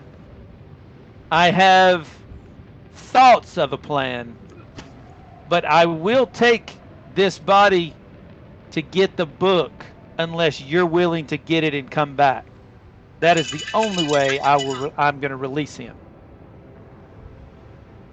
I'm looking at the body. Oh, it's dead, frozen, and been frozen and dead for a while. I'm looking for any sense of professional affiliation, historical context, trying to get an idea of. I think she mentioned Harper's. She mentioned the orb mentioned Harper. She's the Arcane Brotherhood. She Okay. mentioned the Arcane Brotherhood. Right. She also said the Harpers. Well, the orb said the Harpers. Oh, okay, gotcha. Naslantamir, if you don't recall, is the person that stole the orb that Valen wanted you to track down and recover the orb from. Hmm.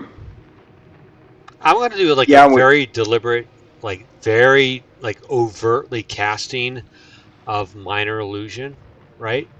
And I want it to be radiating different colors to make it stand out. And this is I'm not good at this, but before I cast, so I want to cast guidance on myself, and then I'm going to start casting minor illusion, right? And then what I want to do is just kind of over the top examining. I want the colors to kind of writhe around the hand and kind of go permeate into the snow and look over its body, almost like a scan, if you will, across its body. So you want to do this illusionary look and scan of her body? Right. But I want to do very over the top. Just right. I mean, you do it, but she continues to watch Roland and the orb. All right. So if she's doing that, then I'm gonna come out of. Then I want to with a flash or whatever the case would be. I'm gonna say, it's not over yet for you. There's still life left in these bones. Don't give up. Your vessel can be revived. Trust me, I've seen it. She says, can you do it? Can anyone here do it? I've heard of the magics that are represented on the Nether East area that you speak of. We've seen alien magics that are beyond our comprehension, but we need the full power of our party to guide us that way. In fact, we need you to help us go in that direction as well. You can come along with us. She says, I get that. She says, I've seen planes of existence that you've probably never seen. She says, I've seen many a magic. It's what I did in life. She said, but it did not prepare me for what this island did. She said, that was my own mistake. She says, however, in this vessel, I think I can make it happen. But I am willing to make a deal with you. If you get the book and come back here, I will release this body. What happened to you? You said something happened to you. What was it? Yes, but you said it was... The reason was you were unprepared or something like that? Perhaps you should prepare us if we're going to face it. She said, my preparation was nothing so simple as, or was nothing so grand as an attack plan or anything like that. She said, after I brought the orb here in the hopes that with its information I could steal the book from Aurel and get away, I was not prepared for the weather and the lack of ability to the people that were on the ship. As the ship crashed and wrecked and I broke my arm and made it on shore, I had no ability to continue to cast spells, and it robbed me of my most basic skills. And I died here in the snow.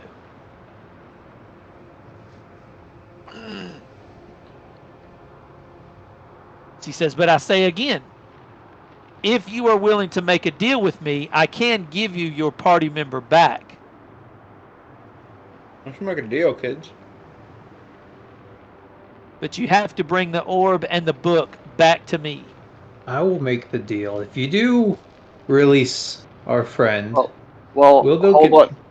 Book. Hold on, just out of character. Isn't the orb what we're supposed to be returning to the Harpers? Out of character, we can lie, right?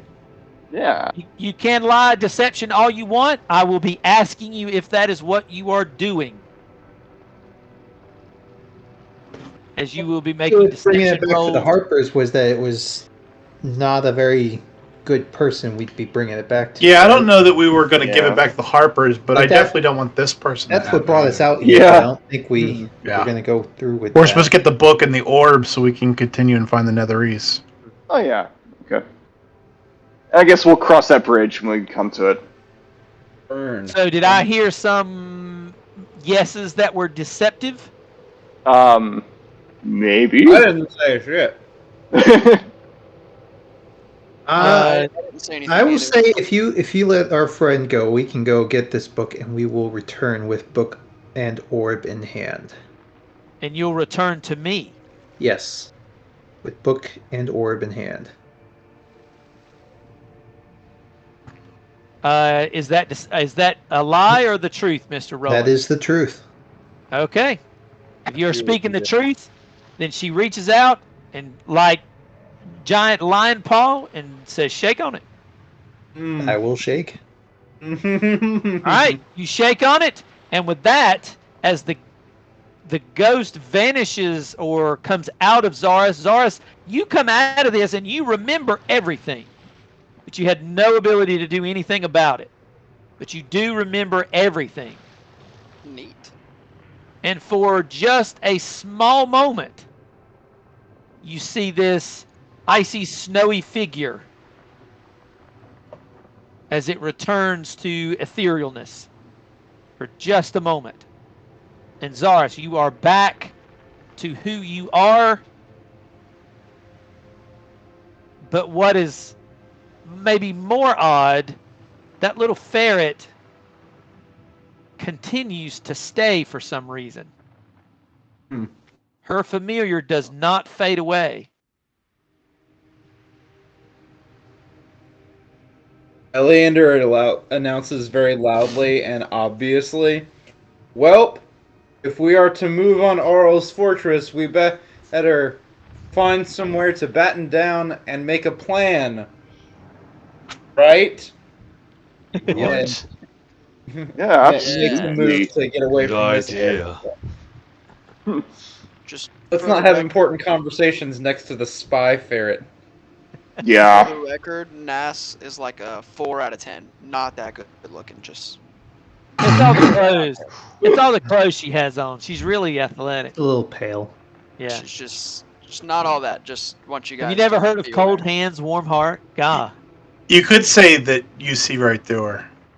Oh, Aha. Aha. that's a Vigor joke.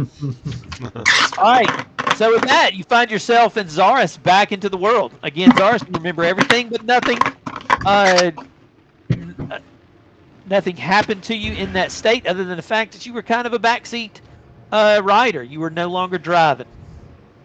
Does the weasel follow us or stay there? The weasel seems to stay with her body.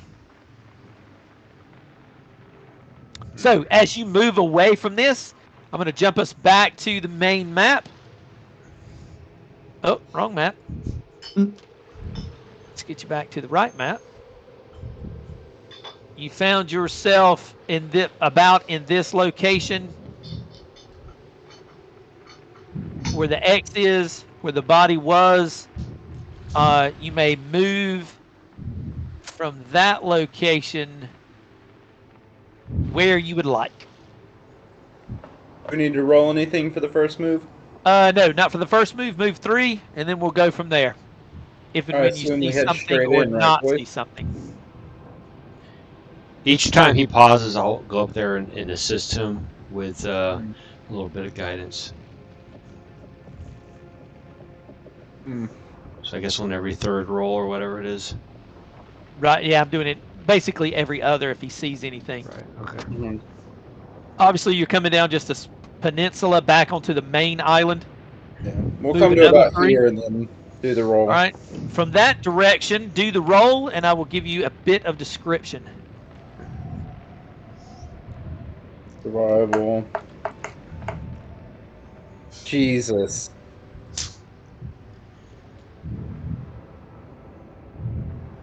I see the 2, but I don't see anything else. Oh, there it is. So in your tracking, I mean, Thanks, obviously hate you tonight. you're heading back to the main part of the island. but in a sense, you're not entirely sure which way you should go. You know that to the northeast, you see what looks to be more of those ice sculptured statues on the edge of your vision. However, to the south, you notice a circle of stones that you have not seen before. But other than that, they each look rather plain.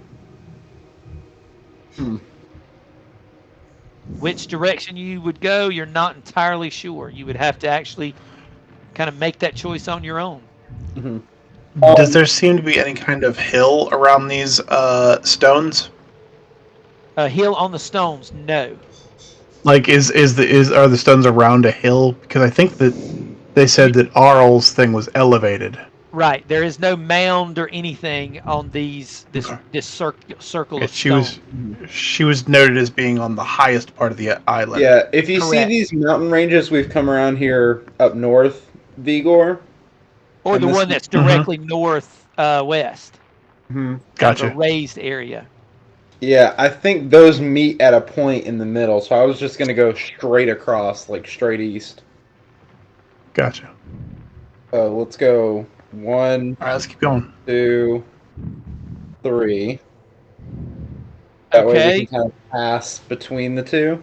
You are at what looks to be at the foot of an unclimbable ice mountain. Mhm. It is straight up. It is completely frozen in ice and snow and jagged. But you are at the foot of it. Mhm.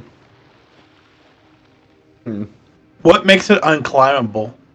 It is mainly the weather and the condition of the mountain and how steep it is. It could be Gotcha. levitated up. It could be flown up if the checks were made. But as far as climbing it, unless you have some type of magical ability to climb it, it looks to be nearly impossible. I would say doable, but it is nearly impossible. You know it would be unbelievably difficult to just scale the side of this mountain. Well, guys, I'm guessing she's somewhere up there. We just need to find a way up. Yeah. Start circling the base. Yeah. You guys want to Yes. go north or south to start? We kind of went around the north side. Yeah, let's go south. So let's head south. So,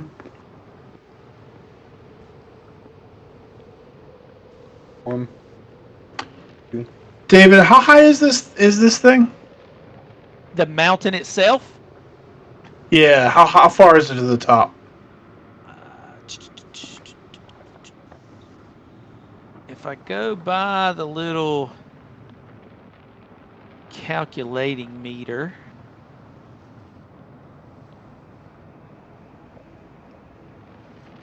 it's roughly 1,000 to 1,200 feet high. Jesus.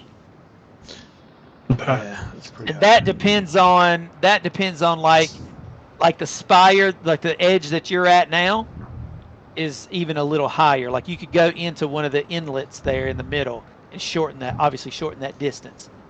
That would, here. What's the shortest Here- distance that we've seen? here versus where the token is about 200 foot distance. Each square is about 200 feet.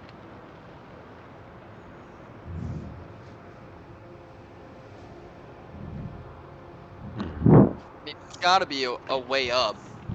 So, So if we're here, how far is it to the top? If we're here,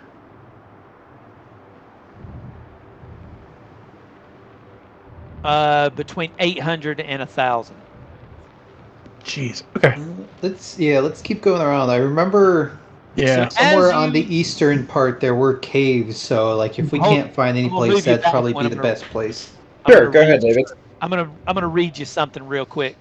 As you are moving around that edge of the mountain, you start to hear almost like singing, singing that you've never really heard before, It doesn't seem to charm you in any way. It doesn't seem, magical in effect.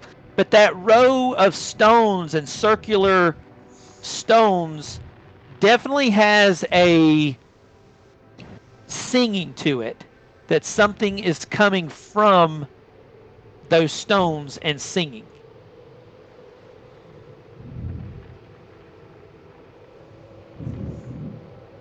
Do you continue in the direction you are going, or do you have any interest in moving that direction?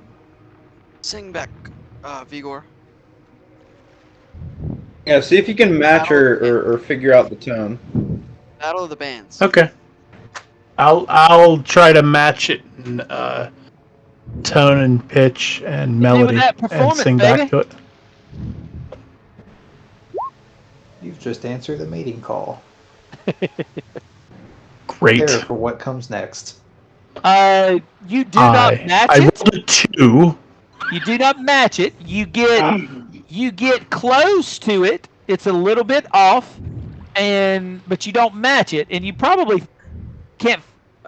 You don't know if it's because you're hearing something different in the wind. You were close, but you don't perfectly match it. But when you do, try to sing So I back need to to properly warm up. Yeah, and your vocal cords are a little chilly. It's a little cold, yes. Yeah, it's a little cold. However, you do notice that it picks up a little in tempo when you try to match it. So it does change as you try to match it. I'm going to sing the ballad of Sir Roland and see if it matches me. Did you mean Reginald? Or Reginald, yeah. I was about to say. Hit me with that performance again, sir. You sing quite the ballad of Reginald. Now I'm warmed up. Which garners you applause that you hear coming off in that circular of stone. You hear an applause and a clapping at your performance. Well, fuck fans. Now I have to go check it out. My people. I'll follow the bard. All right, gonna follow the bard. Yeah, let's go check it out. You make your way back and start trying to move in a bit of a north. I guess that's northwest for you guys. And you change direction. You should find yourself at the bottom, or about maybe the center of this map. Yep. Or bottom right. Yeah, there you go.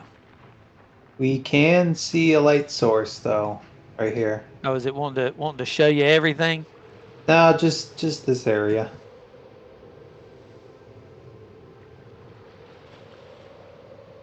How about that? Yeah, it's fine. Surprised it would do that, but oh well. So you find yourself heading in the direction of the rock. I think Vigor, you taking the lead points. You can see 2 large rocks now as you move in that direction. However, you do continue to hear the clapping. Vigor, you step up, and atop 2 20-foot tall rocks, you see 2 basically fair maidens that are standing up on top of those rocks. And from up top, you hear them both in unison kind of say, "You're singing quite the magical vocals you have." It is from a lifetime of practice. You also sing a good tune. How are they dressed? Quite scantily for such weather. How are you not freezing your tits off? She says, "Oh, it's all in the accessories, dear boys. All in the accessories." She holds up her hand and she kind of shows you her bling a little bit. She says, One cannot survive here on the island without a little bit of magic. And nothing wrong with Yes, a little bit of warmth. pizzazz. Nothing wrong with a little bit Sure. of pizzazz, which you seem to have. Come closer, dear boy. Perhaps we could sing a quartet.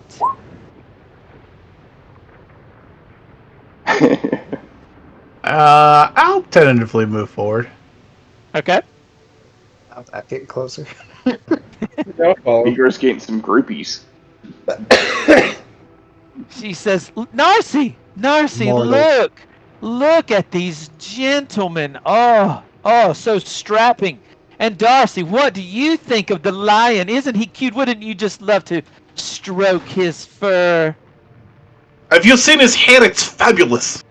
It does look fabulous. And of course, Narcy and Darcy look at their sister on the center stone, and oh, Marcy, look at how strapping tall that elf is. Oh, just amazing. Have you traveled far to get here? Oleander, Yes, we have traveled quite a ways. Yeah. My name is Vigor Gregarious, and you are Darcy, Marcy, and... Darcy, and she points to the lady over here. She says, the other is my sister Narcy, and she points to the top lady, and I am Marcy. And we are here to help weary, stranded travelers on the island. It is, shall you say, a curse. How is helping a curse? She says, well, unfortunately, due to the current owner of this island, we cannot escape. And this has been her plea to us and has forced us to do as she says. And what exactly has she asked you to do? Oh, we are here to assist people that come onto the island. We must help them, yes, right? Darcy and Narcy? And they nod in agreement. Oh, yes, sister. We must help them in various ways. She gives you kind of a wink. You know, it would be helpful, actually, is if we could get up that mountain behind us. Oh, well, that's very simple. She says, here, let me show you. And she does a little bit of magic. And right here, you see a paper reappear. About right here. I'll mark it in red. See what looks to be a map type paper reappear. She says, look, all of you, take a glance.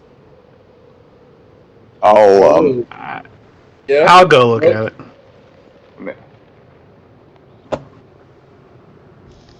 Put my hand against the rock here and look through the familiar's eyes.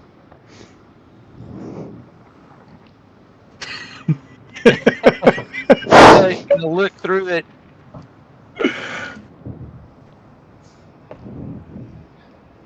I may not be brave, but I'm smart. Right. So everybody turns their attention, and all of a sudden, it looks like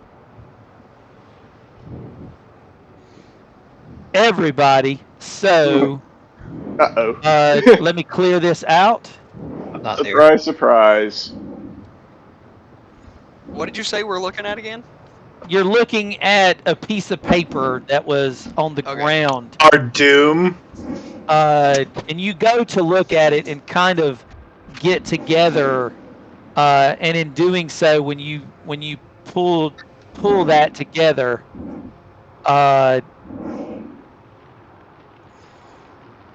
that's when the action happened. However, what does happen is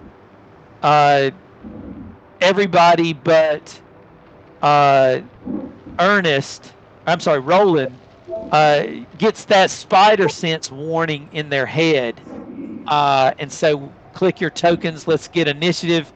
You are, in a sense, outside Roland, so it really, in a kind of does not apply to you. Okay.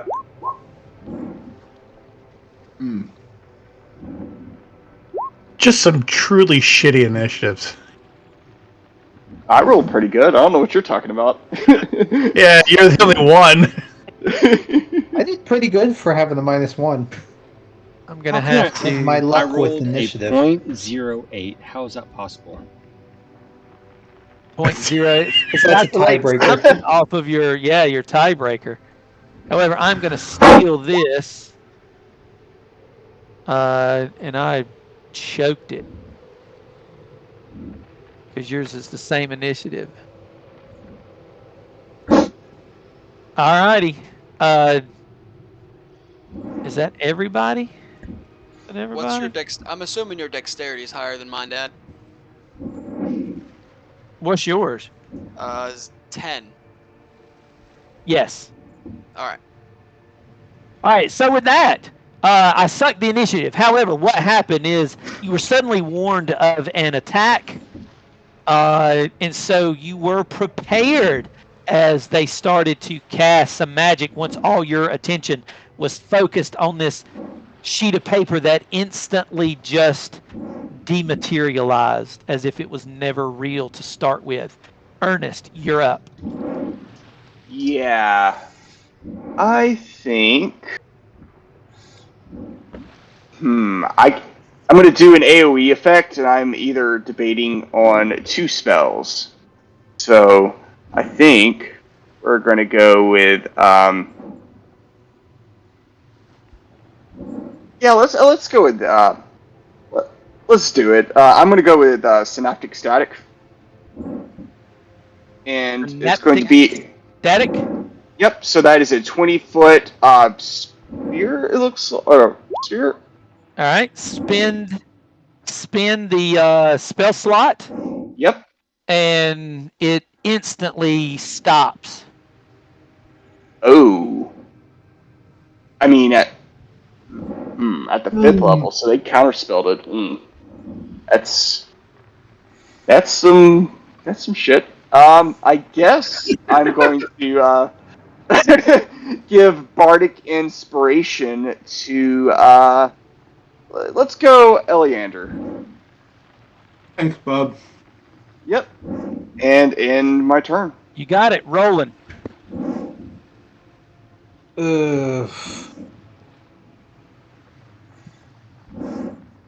I am going to cast light on the orb and put it in my backpack. You're going to cast light on the orb. Yep. And then free action, put it in the backpack. Yep. He is clearly not happy. You hear him. You can deal with it. You can hear the professor constantly muttering, obviously giving away your position at the thought that you have shoved him in your backpack, and he is not happy about it at all. Are you going to do anything else, sir? I'll use my. Oh, that was an action. Yeah, that was an action. I'll move up closer to the group. Okay. Then Corvus. From my vantage points, I can clearly see. Well, now I can. Take a 5-foot step. Our fighters, and I don't see anything else transpiring on the other side of that other than them leaving towards that direction. I want to upcast haste to both Ellie and Zaris. So you are both hasted at a 4th level. And Zaris. Yep. And then I'm going to take a 5-foot step back and free action order the wolf to guard. And he just comes on that side. Oh yeah, and I'm going to same thing with the. All right, I'm gonna put a little boot on y'all. That does not look like a boot. Yeah. So I will put this for you guys to marvel. You got a lot. They don't have a great haste one, but we'll know that that's a boot. Yes, sir. All right, Vigor. Narcy, dear. We started out on such a good foot, and this is where we are now. Anyway. An angry-looking dwarf walks into a bar, brandishing flint and steel menacingly. The bartender says to him, Okay, but don't start anything. We didn't start the fire. Sorry, I hit vicious mockery by accident. I was looking for my spells. That would be Tasha's. Tasha's laughter. Yep. Which one are you doing that to? Narcy, the leader. You gonna do it on Narcy the lead or Marcy? I'm sorry, the one This right here in one? the middle. Yeah, Yes. Marcy. Sorry. Okay. You Too do many that. Arceys. However, you see Darcy over on the other side. She snaps her fingers, and your spell quits. This spell's magic. Oh. Well, I mean, she's counterspelling. Come on.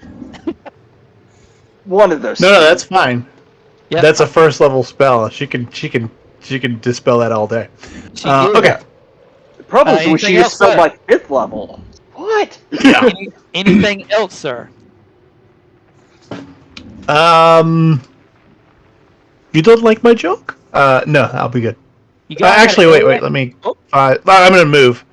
5, 10, 15, 20, Counterspell sword. 25, and I will bonus action. God.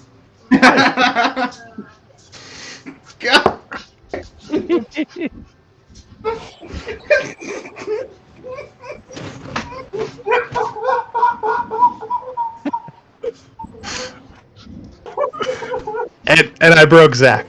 Yes, I think so. No, You can recover. Igor, you're funny. No, fucking Ethan in the chat. Yeah. Oh. Terry, this you fucking get. Alright, that's it. I'm sorry, guys. Yeah. It's your turn. However, you do notice that these ladies are standing on top of about 20-foot tall stones. Yeah, I know. I don't know that matters to you. I'm looking up vertical leap just to double check. With a 10-foot running space, you can jump 3 feet plus your modifier. Straight up. 3 feet plus my modifier, straight up. Yep. You can cover more distance like a long jump, but straight up, I think it's 3 feet plus your modifier. Though a 7-foot vertical is pretty dang tall. Yeah, I was gonna say I got a 7-foot vert. Yeah, that's pretty tall. And you said they're about 20-foot pillars. Yes, they are standing on top of 20-foot stone pillars. And your climb speed is what? Unless you have it, it is half your normal move.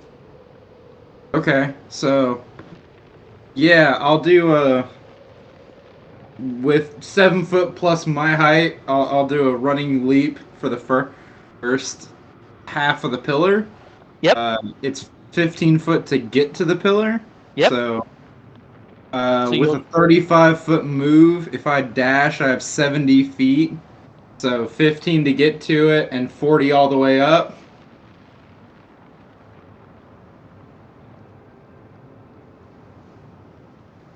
Do I need to roll anything, or can I just be up there? Let's see. Well, it'll still be athletics to climb it. Yeah, I figured. Yeah, still be a DC 12 athletics. DC 12.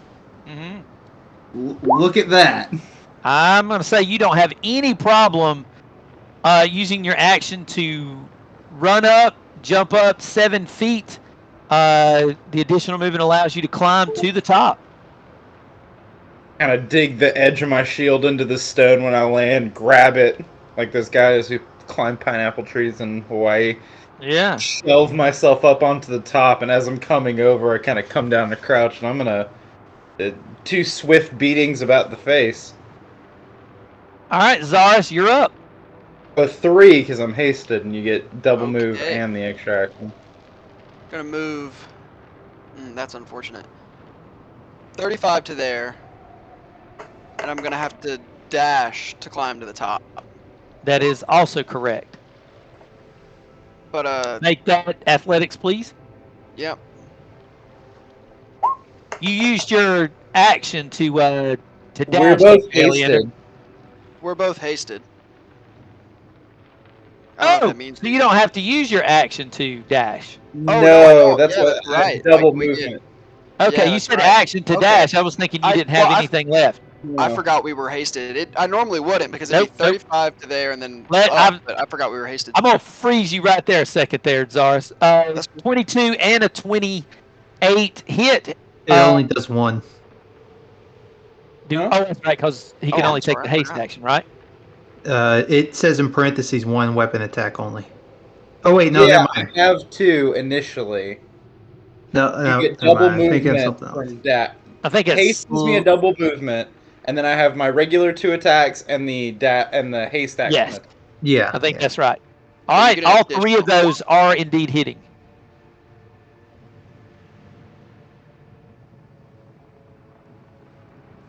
And then damage on 1, 2, 3, Wow. and 21, 64. so even 30. Plus another 13. Cold. Mm-hmm. All right. Anything else?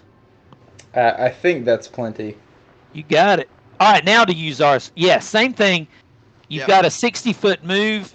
You ran at least 10 foot. You're able to jump up for another 7 foot of movement, and you've got enough movement to climb the rest of the way even at half speed. It'll Alright. cost you 20. No, wait, So that what- ain't right. You got 60 movement?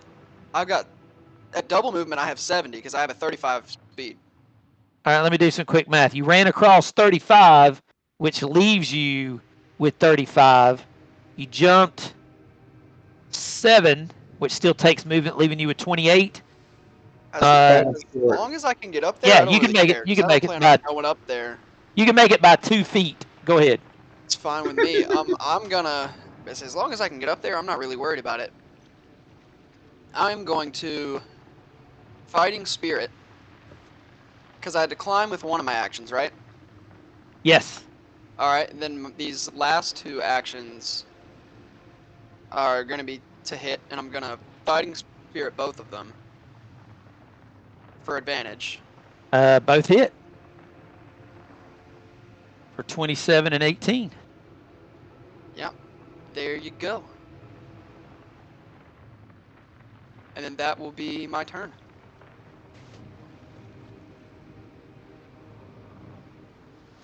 All right. So next to my 3, I need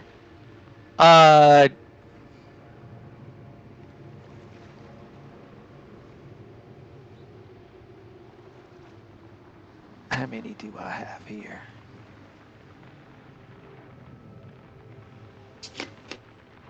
I need the dog, Corvus, the familiar, and Roland to each make a DC 17 dexterity save. DC 17. Yep. I It's think. Roland, not Ernest. I can hit. Well, I know that, but I think I may do. I'm going to try to counterspell this. She counterspelled me once. Shame on you. So I am going to at That the works. I'm going to at the 4th or 5th level. What do you think? Hang Do on. it. Unfortunately, you are not capable of counterspelling this because you cannot see that particular person. Oh no! Can she see Corvus? She can Feeling- see Corvus on that side of the rock, yes. Ah! That's Damn. the only reason why I can do it, because I can only see over there at the moment. Ah! So what happens is from this direction, come on, from this You get it next direction, time, man. if you can y'all see that red line? Yeah. That direction, a third person called Narcy shoots a lightning bolt. But when it hits that dog, it bounces to Corvus, bounces to the squirrel, and bounces to Roland. So I need that DC 17 dexterity save, please. Hmm. Ugh. She put some hook on it.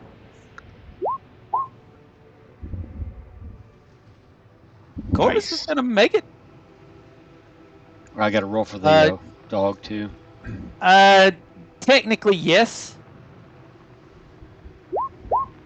It's gonna do 41 lightning damage. Oh, jeez. Oh God! God for resistance to spells. Sorry. I should have been a little closer.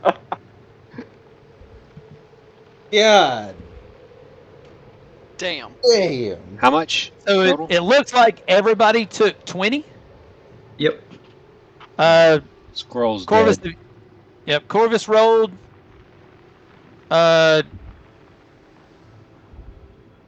You said 41, David? Yeah, but you made it, so you're gonna take half. You're gonna take 20. Well, yeah, but my wolf was still standing because he rolled a natural 20.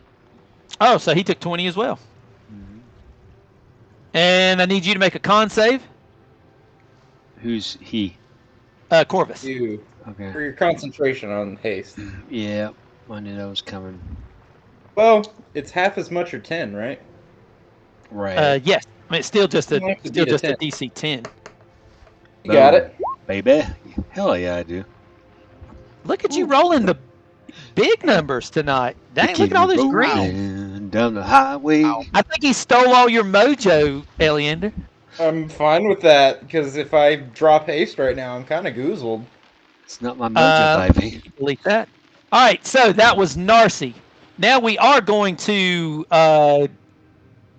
Marcy, that is right in front, and she flicks down a ribbon of flame to Vigor, Ernest, and Roland. I'm going to counterspell that. I can see that one. Use your hand if you would like to count. Are you going to spin the slot? I am going to spend it. Let's try 4th level. Okay, that got it. Nice. Spin the 4th level slot. Nothing happens.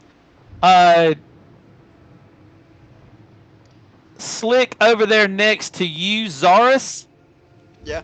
Not liking the current situation.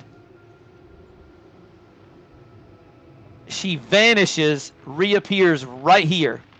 Coward. Vigor.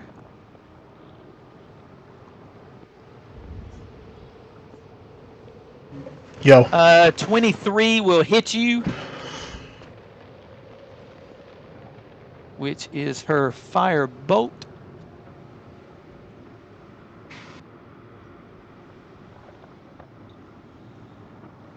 Can she see me? From the top of the thing, she can. I'm hiding. Yeah. Oh, Yeah, did you you do a did hide that. maneuver? I did. I have a 19 stealth. Yeah. I'm sorry, I missed that. What did you roll? A 19? 19 stealth. Okay. Then she probably would not see you with her passive. Ernest, what's your armor class?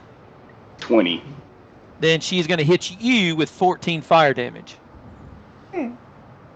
Ow. 1, 2, You take half that. Okay. Resistant to spells. in your aura. 7. Yep. What? Gotcha. All right, round 2. Ernest, your turn. She wearing any metal armor, like jewelry, anything They like are. that? They are not. They. I mean, they Let said me- they let were me- wearing let me bling, change- right? Let me change They're that. barely wearing anything. They look to be wearing bling. They, she did show you her ring. Yes, but is it in large quantities, or is it just, is there a piece on it, on the person? It does in not front of look me. to be. She does not look to be wearing any large quantity of metal. Gotcha. But you do know she was wearing a ring. Yeah, let's, I think I'm going to, try concentration on that, with heat metal. Okay. Spin the spell slot, but you notice I'm- nothing actually happens. It I'm doesn't tired. heat Ah. up. Nobody counterspelled anything. Nobody did anything. You looked at what you thought was metal. Nothing actually heated up. It's all illusions. Ugh. Yeah, these Spin the people aren't slot. who they are. Spin the slot. Are you staying where you are? Or are you doing anything else?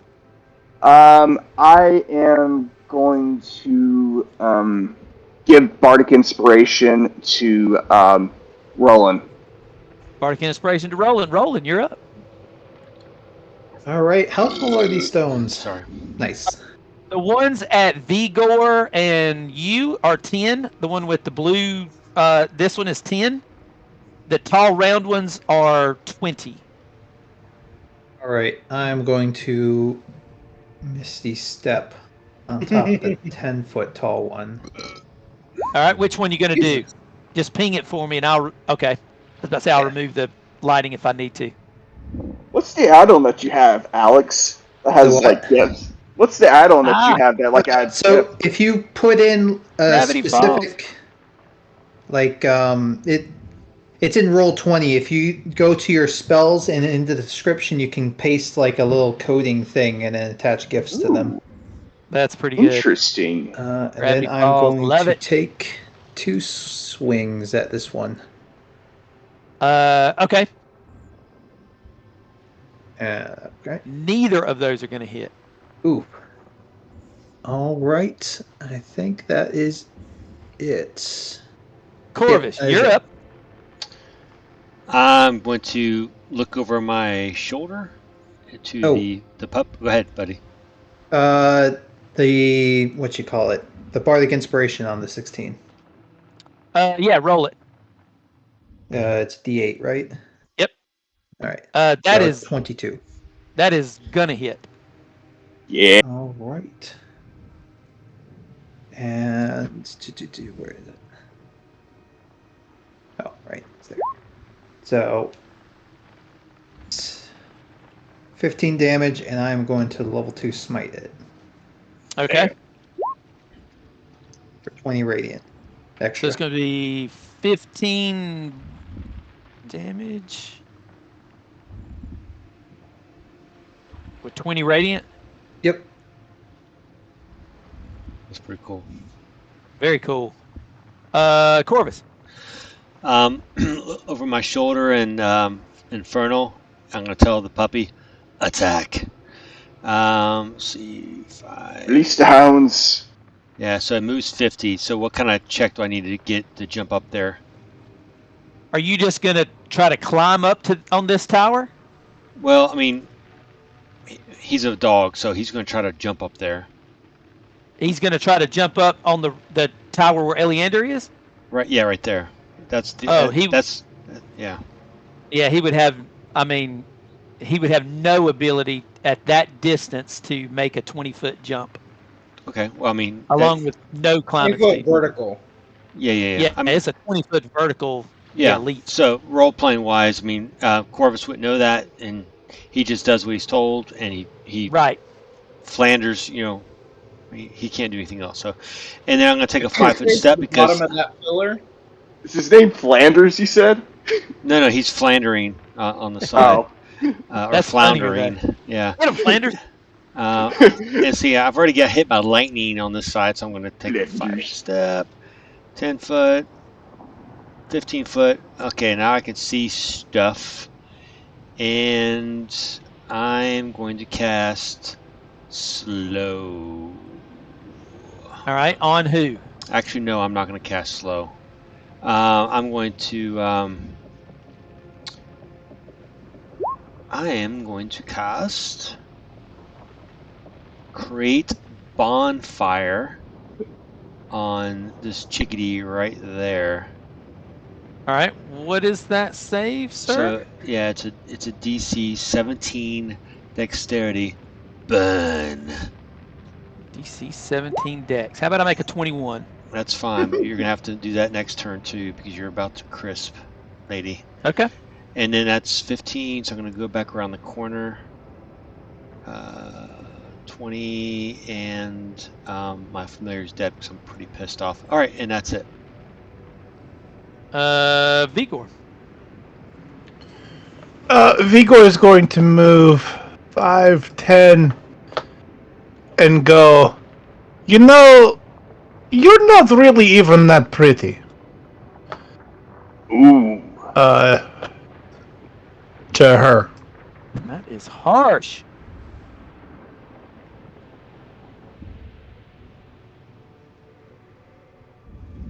The one that's on fire there?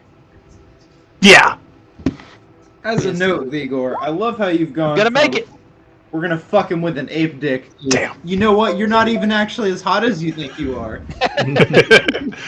Yeah, I'll go back and hide again. Did she take half of that? 4? No, I think if he passes it, she doesn't take anything. Doesn't do anything? Okay. Eleander? Did those physical swings last time feel like they made contact? Oh, yes, they did. You don't see the damage, but yes, they look like they made physical contact. Cool. So, continuing with my hasted self, I'm gonna move just a quick 5 foot over here, just vibing. No, don't pay any attention to the specific angling of certain things that are about to get shoved. I'm gonna do my first attack and see if it hits. Just a regular longsword +2 swipe. Woo, that's a hit. All right. You went from either not hitting to hitting everything. It wasn't even hits that I was rolling the 1 on. I was rolling the 1 on like dumb saves and stuff. Oh, that's right. That's right. So 16. Real good. Plus 2d4, and then if she's still up, I'm gonna use my bonus action now to shield bash her 5 foot, or attempt to. Okay. Now that she is, you'll notice that it's not quite off of the tower yet. It'd take. Yeah, that's fine, but every inch matters. Oh no, it would. You're correct. All right. So what does she got to do? Oh, a suck roll. Just beat an 11. With I can beat that. I can beat an athletics. They have a. She has a what? Yeah. What? These are beefy ladies. She ain't got no dexterity. Well then I will continue with my 2 other sword swipes, being horrified by the sturdiness of this gal. It would be 1 other sword swipe, because that would take 1 of the attacks. No. That was my Shield Master bonus action, not replacing an attack. You're right, because you're still hasted. You are correct. How about it, sir? Yeah. 15 is not going to hit. 19 is going to hit. Is this the second or third attack? That's the third. That's the third. The okay, 19. so I, in full disclosure, effed up. After being shocked, literally and figuratively, by the lightning bolt, I cast a concentration spell. Oh, you cast bonfire. Motherfucker. Yes. So the haste is dropped. This turn. Yeah. You are right. You know what? Take inspiration for that, Eddie. Yeah. You didn't have to do that, and you did. Yeah. Well, And I'm just thinking like he would actually react to what he sees, you know. So I mean, yeah, I messed up as a player, but as a character, he just right. No, you didn't have to tell me that. So take inspiration for that, and unfortunately, that you wouldn't get the 19. Right. As the you wouldn't get the 11, the 16 damage either, because I wouldn't have any actions this turn. Oh, you would not? No. Okay. Haste. My bad. All right, Zaris, you're up. Zaris would also be under that condition. Yeah, I also would not have any action. Can I move, or can I just not do anything this round? This round, you wouldn't be able to do anything once haste ended. Then yeah, that's it for me. All right, coming out to my 3 ladies. However, she's going to prove to you why she is as strong as she is, as that illusion melts away. This hulking, cold, bitter night hag, for the lack of a better word, suddenly reappears, and the upper body is quite larger than the lower body, almost to the point of grotesqueness. I told you weren't pretty. As it appears, and she reaches over and she is going to try to produce what is called Death's Cold Embrace. Wrong button. Does a 21 hit you, Eleander? Yes. I can't take actions. Yep. She reaches with those big arms and she wraps them around you in the biggest loving squeeze you have ever been in. You find yourself grappled and you take 30 damage as she grips you in just the coldest of death's embrace that you have ever felt as she grabs you. What type of damage is it? It's 30 bludgeon. Oh, gross.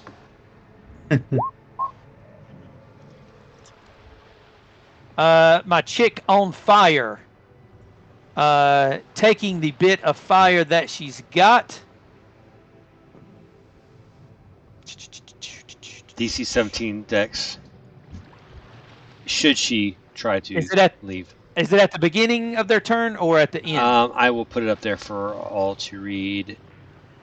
This is one I haven't cast in a hot minute. Oh shoot! Ignore the roll. Shoot, let me put that up there. Well, I mean, depending on what she does, let me cat display in VTT. Yeah, just let me know if it's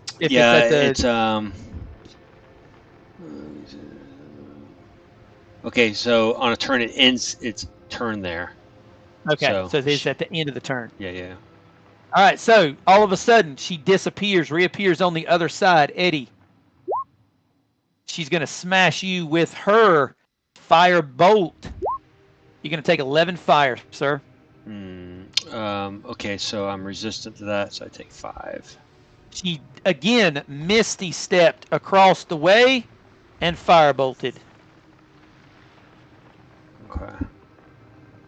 Ouch, I say. That's 1. That's 2. The lady in the back. Eleander. Mm-hmm. Actually, no. Zaris. Standing there on top of her sister's rock. Yep. She's not real excited about it. That's okay. 5 missile-y type objects rocket out of her hand. Yep. Come straight at you. Do not miss a single time. And hit you with 18 force damage. Not my best magic. Not my best magic missile. That's all I've got. Round 3, Ernest.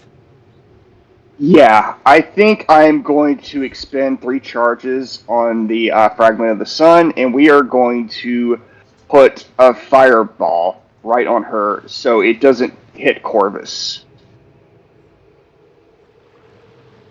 Fragment of the Sun, you're going to do fireball on where? This particular enemy. Oh, you're going to hit Darcy there? Yes. What is that DC, sir? Let me get that up for you. That is a Dex 16 save. Something? 16 save. What's on the artifact? Doesn't it say like it's a Dex 15, DC 15 or something like that? I said it's a Dex 16. Did you not hear me? Yeah, but doesn't the item itself say the spells are all DC 15? It's a DC 16. Dexterity saving throw. No. Look on the artifact, the device. I think every spell from it, is it a 16 or a 15? On the actual. I'm looking at the actual shard, and I'm not seeing. Or is it Dick 16? I think. Yeah, it is. It's a DC 16. I was just making sure. I don't know why I had 15 in my head. Dexterity. Nah, I'm not making that one. So that's 27 fire damage on this one. And I'm also going to we're going to bardically inspire Corvus. Particularly inspired Corvus. Thanks. Roland. All right.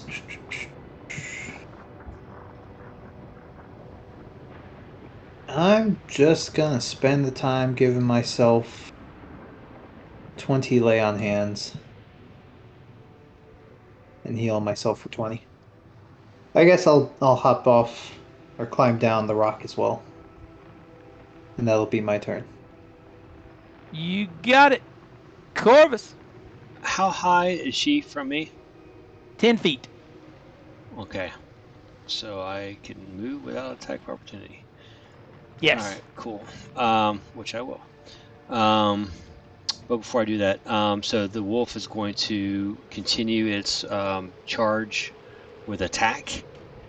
So it's going to, it moves 50. So what do I need to roll in order to leap on this area right here for the wolf? All right, I'm going to talk to my fellow DMs here. With it having no climb speed and it having no ability to climb, does it get the same effects as players to climb up a vertical wall for a dog? How tall is it? 20 feet. It moves 50. Right, but that'd be like saying your dog could climb on your house. Well, one, it's a large beast, and on its hind legs, it's probably 10 feet in the air, so it only needs to jump 20 feet, which is still half its movement. So the wolf is actually that size? Yeah, it's a large beast. Oh, okay. That's And kind of different. That does change things then. It has a speed of 50, so even if it has a Is it reduced gonna fit jump, on the top of that pillar? Say that again? Is it gonna fit on the top of the pillar? That is also true. It would not fit up there, and it can't get in anybody's space as a large creature. but it can move, attack, and move back, or fall off. Correct. If Since a you large want it- beast, could it not sit over them? Since you can If move through a No, it's got to be larger than- 2 sizes bigger for that. Okay. I would Just let one you do size. that if you wanted to do that you were willing to. I mean, obviously, for it to take the damage. I mean, if You let me know. If it wants to jump up there and attack as it's ordered, then it would leap, attack, and then kind of It would fall off down. 20 feet. Right, into snow. If you want it to attack, I would let it do it that way Okay, as a cool. trade-off. Yep. All right. Cool. And Sure. Because See if it can bite. it's got a creature within 5 feet of it. When it jumps up there, Ellie will be. Yep. It's going to The get creature. advantage. So let's do a little bite action. Let's see, it's shift, I think. Yeah, here it goes. That looks pretty good.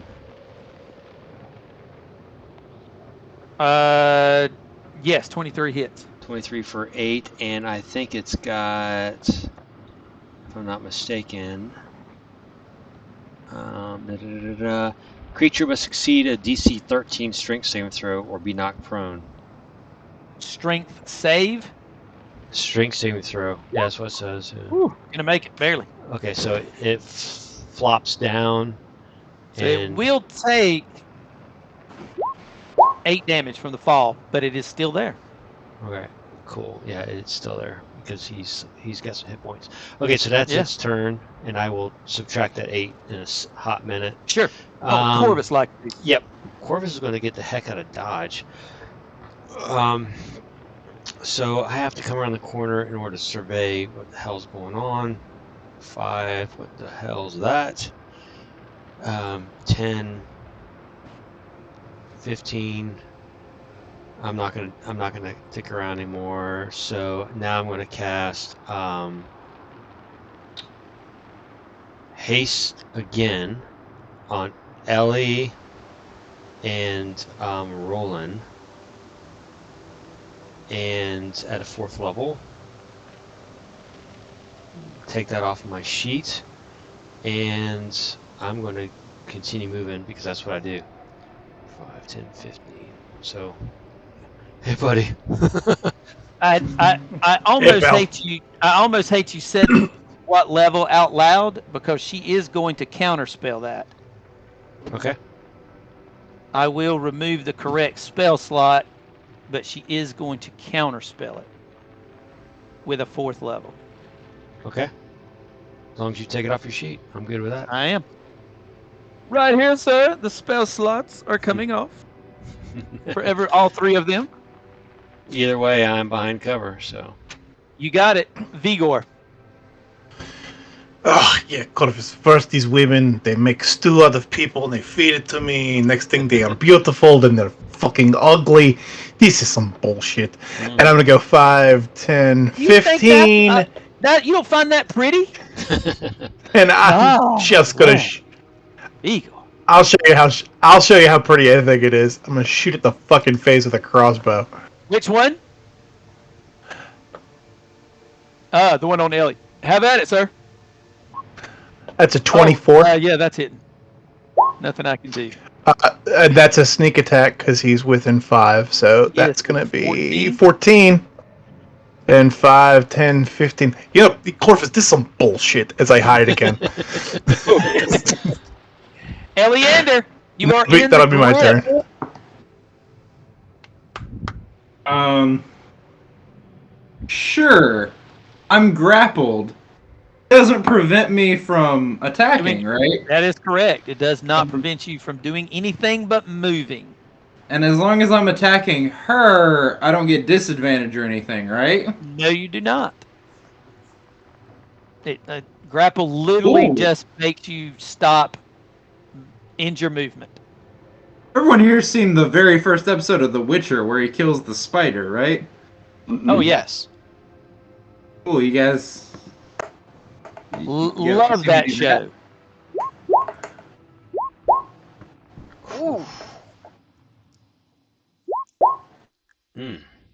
Did I hit it? All 3 times.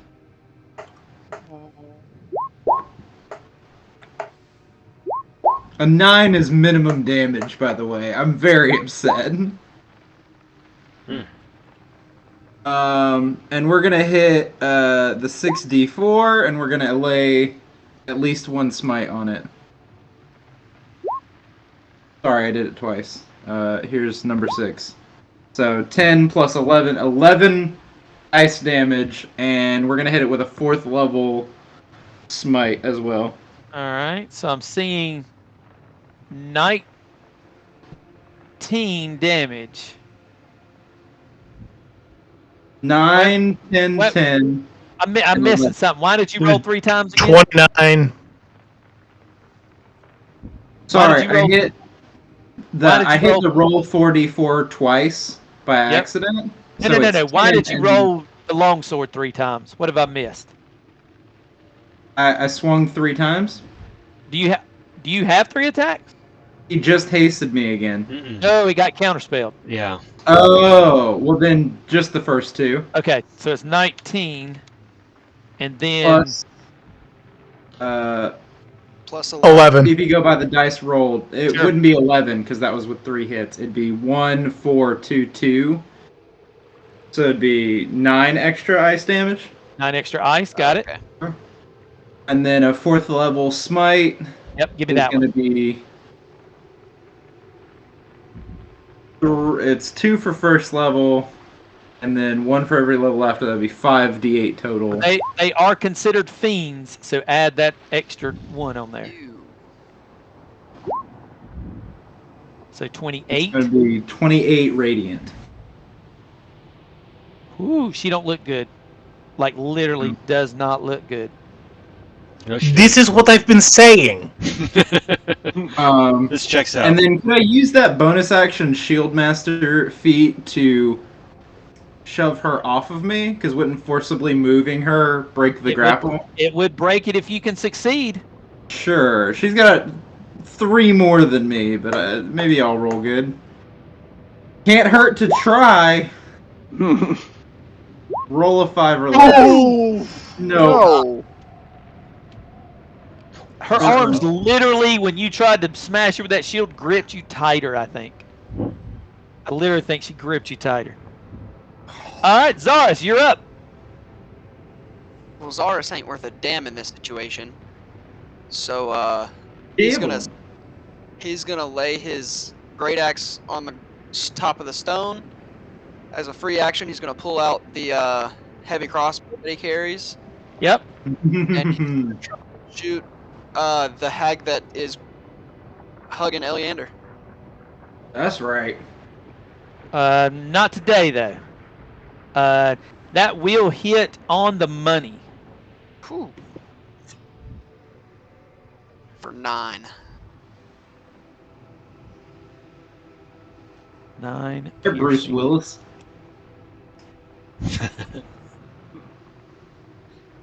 All right, their turn. So with that, you are still in the grip, did not escape it. She continues to grip you. You're going to take 21 bludgeon damage, Eleander.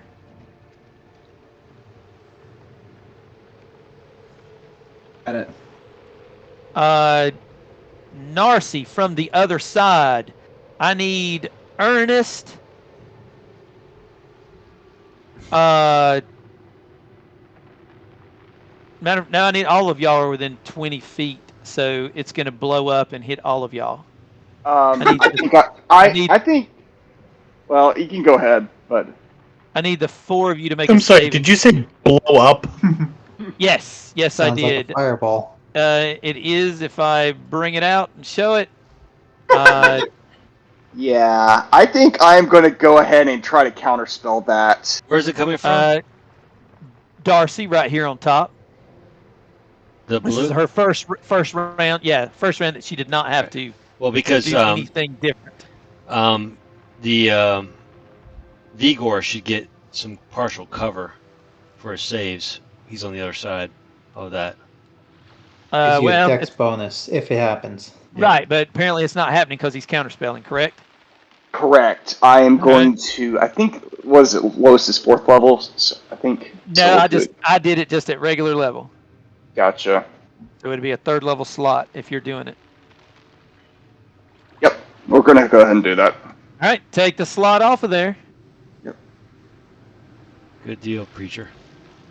However, what I am gonna do is I'm gonna do it from the one also all the way across the way.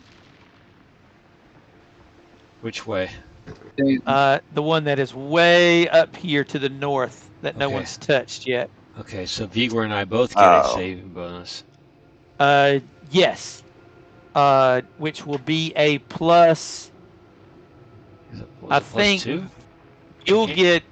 you'll probably get a +2 for half cover, Corvus, and I think it's a +5 for full cover. Is that right? Can somebody check that real quick? Yeah, +4, It is. +5. Yeah. Yeah, I believe it is. I am gonna upcast it to 4th though, since you just watched one of them go away.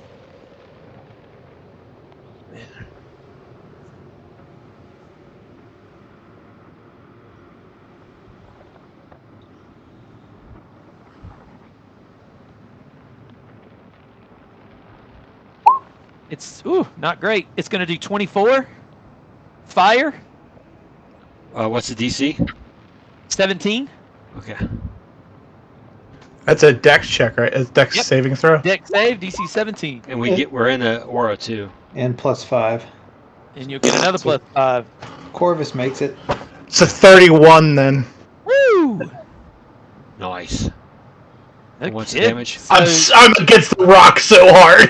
Yeah. You're gonna take 12 Vigor. 12 if you made the save. 24 if you failed it. I take 6 because I'm 12, resistant 12 fire. if you failed because Yep. of the aura. So Corvus is going to take 3 6. total, I think. No, 3, because you get resistance with my aura as well. Oh, really? Oh, wow. Yeah, against magic damage. Am I in that aura? It's in half my Yeah. square. Yeah. Yeah, because you're So that's- technically within 10 feet. So that's Take 6 6. instead of 12. Yep, that would be 6. I take 12. Sweet. Does that hit me or no? Yes, that hits It you does. as well. Alright, so it's 12. 12, So you're going to take 6. 6. 6. Gotcha. Yeah, that's awesome.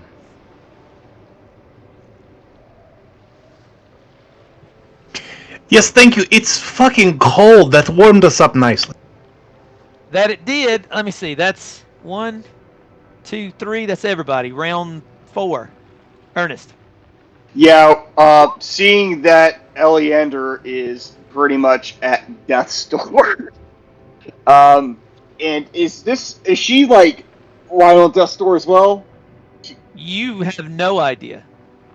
Like I wouldn't be able to visually tell. I think you Like, can from that tell that distance? she is bleeding and wounded, but at 20 foot up in the air, you're not at a great area to see. That's right, because it's a 20-foot elevation. So I wouldn't necessarily know the condition. So I would see that my party member's in danger. So we're gonna go ahead and get spiritual weapon on the board. All right. We'll position it right on her. We're gonna try to finish it off. And do I have that now? Let's see. No, I can't ever remember it. You just might as well not ever expect it because I can't. I sure can't remember it for some reason. There, go ahead, take that.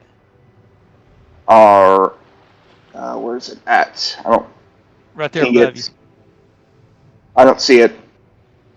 It's invisible. It might be on the GM layer. I can't see it either. Okay, yeah, there we go. Sweet. All right, we're gonna position it. Let's do right here, so we're closer to everyone, and we're gonna go ahead and bonus action attack. 19 to hit. So 19 hit. Yep, and then as my main action, I'm going to go ahead and do Toll of the Dead on the hag as well. So that is a Wisdom 15 save. Gotta make it. All right, and that will be it. Rolling. Let's see. Is the hag still a grappling, Ellie? It is. Okay. He attacked instead of trying to get out. Okay, I'm going to come over here. But it and didn't Misty stop it from casting any spells. Misty step onto the rock. Okay. And then take 2 swings. Let's have it. Whoop, look at them hits. With a big hammer. 24 and 27. 27. Is that rolling at advantage? Is that what I'm seeing? Oh, all of that? It's the roll 20 rolls, so that it just does it twice, but it's always the left one. Gotcha. In With that 24 case. hits for a total of 21. So that's 21 damage, 31, 39 total damage. 39 total? Yeah. Oh, I see that. Yeah. Plus 39. Alrighty. Corvus. And that is it. Okay, I have a mechanic question to ask. All right. So, if I were to grapple a creature that is grappling, does it have different protections against that grapple, or is it just opposing and it breaks the grapple? It doesn't break anything. If you grappled her now, it would simply prevent her from moving. She would have 0 movement. Yeah, you would have to then pull her off of me and do a forced move to forcibly break her grapple. Correct. Okay. All right, then I'm going to come around the corner as soon as I figure out how to play Dungeons and Dragons. Okay. And then I'm going to say something under my breath, which is probably not appropriate because we're streaming. And I'm going to put this here as a placeholder, and I'm going to come like, freaking 1986 Rukin type thing from my, and you see a fist just flying through the air at that angle, and 120 feet is Bigsby's hand. It's going to forceful hand. It's going to just punch it right in its face. So let me put this up there for everyone to read because I've only cast this once before. So it's making the attack? action. Is that what I'm hearing? Yeah, it's a forceful hand right there, in, like center mass. Hand attempts to push a creature 5 feet in a direction you choose. Make his hands. Oh shoot! It just moved. All you need to do is make one of your spell attack rolls to hit her AC to do a clenched fist, and it does Right. 4d8 damage.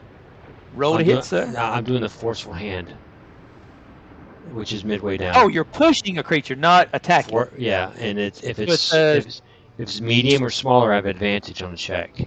Right. They are medium, so you'll have advantage. It's an athletics check, so make an athletics check with the hand with. Right. Okay. What is that? 20. What's it strength with a 26 strength? So basically, it's a spell attack, though. Yeah, it's not my athletics. Right. It's using a 26 strength, so you're basically going to roll a d20 and add 8. All right. So let's do that. I'm just gonna.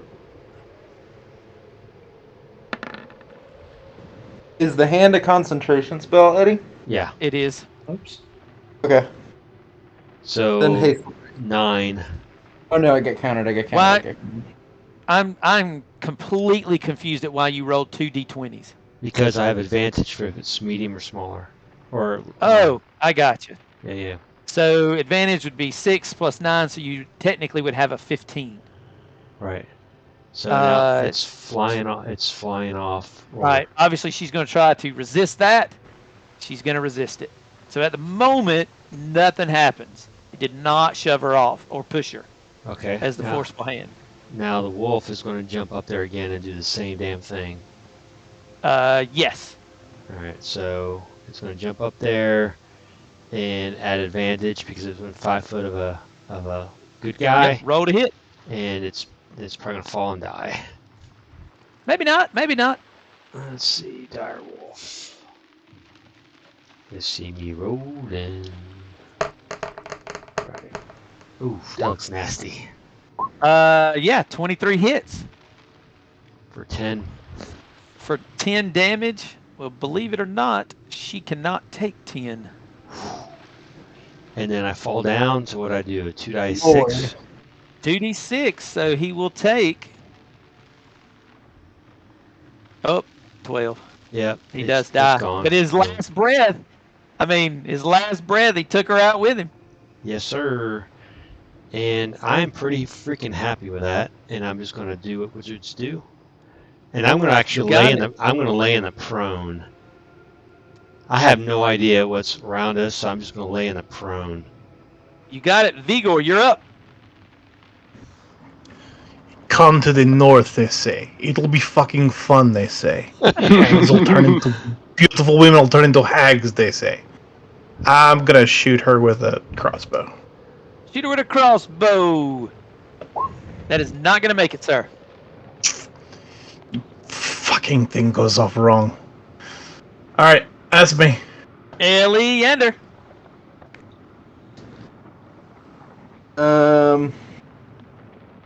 Oof. I am awfully wounded.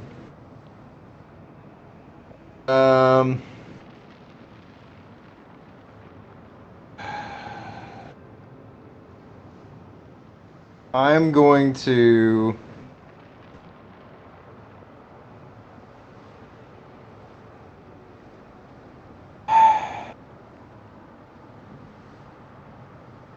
I'm hasted? No, I'm not. Why do I keep thinking that? I'm sorry. It's because you know it's awesome and you would just love to be hasted. Yeah, everything's better. That's really what it is. Everything Haste twice. is awesome and you would love to have it. But the big hand did save your butt. Kinda. Yeah, I finished her off. We're gonna cast a Misty Step as a bonus action. So I can... yeah, Misty Step here. Okay. Yeah. Nope, don't out of there. No, I'm not, because that would take my bonus action. I couldn't do both. Sorry, I'm feeling kind of useless up on the pillar. I think I'm just going to use my whole move to get down. And then I'm going to lay on hands myself. Yeah, that's what we'll do. All right. So you're going to climb down. and lay on hands. Do a little healing. He kind of looks to one direction, looks the other direction, slides down, pats the dead wolf, and goes, "Ah!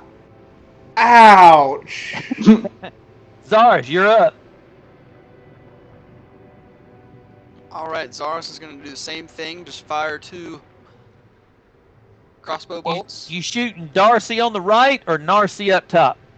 on the right. All right. 17 is a miss by 1. 12 is also a miss. Yeah, Zaros ain't worth nothing if he ain't in melee. He's going to climb down 20 feet and use the remaining 15 feet to get But to you there. you don't have a climbing speed, so it would take you. Would it take an action? Well, to it get wouldn't down? take an action, but you would have to have 40 foot of movement technically, because you don't have a climbing speed. So you could only climb down as far as half your movement, unless you took the action for more speed, and then you could do it. Then I want to. I mean, it's not like either of my attacks hit, anyways. So can I take that back and dash? That's fine. Neither one of them hit. Yeah. Then I'm gonna dash. So 40 foot down, right? So your total movement is 60, right? 70. 70. Then yes, you'd have 40 down and 30 left. 30 left. That's perfect. I'm gonna go 30 to there. Yep. And tell Vigor, if you use that cloak, the fancy one you have that you can teleport, get me on top of one of these rocks. I'll be more useful there than I will be anywhere else. And then that'll be my turn. I have nothing. It's not the cloak, it's just who I am, but okay. Cool. All right. Then that's my turn. Use the cloak. All right. Coming up to Team Witchery. I have 4 people within a 30-foot range. A bolt of lightning rockets across and hits Ernest, and then it Where rockets is it coming out. from? It comes across the board. It So I don't see it. You do not. It rockets out of you, hits Vigor, hits Zaris, and hits Corvus. As the chain lightning rockets around and hits 3 other creatures within 30 feet of it. Again, can they see me? 4 of them. Apparently, it does hiding. not matter for chain lightning. Okay, just want to make sure. Yeah. As long as you can see the initial target, which is Ernest, it can hit up to 3 different additional targets that are all within 30 feet of the first target. Does it have to have High line of ground. sight? It does only the first target does it have to have line of sight for. Huh. It just the extra bolts of the chain just rocket out. So please make a DC 17 deck save. +5, I guess, right? No, that's just straight No, up. I'm battling something. God, no. I'm gonna absorb elements. Just a second. Reaction. Oh yeah. Damn. It's a bad round. Are you happy, David? Are you happy? Oh my god. Fuck, are you happy, David? I could be. Holy I could be. shit. God. That's a TPK, David. Are you happy? I could be. You will be taking 46 Motherfucker. if Oh my you fail. God. Oh, I'm down. Oh, I am Half as down. much real if you do well. not. Oh, Damn thing. I'm sorry. I'm really getting sick of that north one because she can see all of us and I can't see shit. No, she can't see all of us. She can just see 1 or 2 of us and keeps bouncing shit off. Mm-hmm. Yeah. Ugh. This may not turn out well in a second. All right. Is that everybody got their calculations? Concentration, make it. Oh, yep. Yeah, I absorbed it. All right. Just to let you know, I am upcasting this. Of course you are. Ernest, I Oh need my you God. to make a DC 17 save, sir. Let me No, read. wait. Never mind. I'm sorry. This doesn't. I don't know one thing. This doesn't have a save. That's my bad. Oh, so it's just a straight hit. Yep, it's just a straight Magic And can I missile. see? Can I see? Person? hit. I can Magic barely missile. see it, so You probably can. not. Yeah. Well, Oh, no, yeah, I'm talking oh, to person. No, never mind. No, I'm. That person was the chain lightning person. I'm thinking of someone else. You can see her. Which one? Like that one, I guess. Yep. All right. I'm hurting. I'm hurting big time. Let's try. Oh God. The problem is I'm gonna have to worry about half damage. So I'm thinking either warding flare or counter spell, and I am nervous. I think I'm not gonna risk it. This is a deadly fight. We're gonna counter spell that. You're gonna counterspell it. What level? Yep. 4th level, and that's the last of my 4th levels. Well, 4th level does not get it. Oh no! You still get to roll for it. Yeah, you still get to roll. I don't know what that It is. automatically. You have to beat 10 plus the spells level on your spellcasting stat. So you would have to. You basically got to beat a 15. Rolling. What do you roll for that? You said a It dex? says it in the spell. Describe the name of. You attempt to interrupt it. The DC equals 10 plus the spells level on a success. So whatever your spellcasting thing is, Modifier would be. you got to beat a DC 15. I guess it would be charisma. Yep.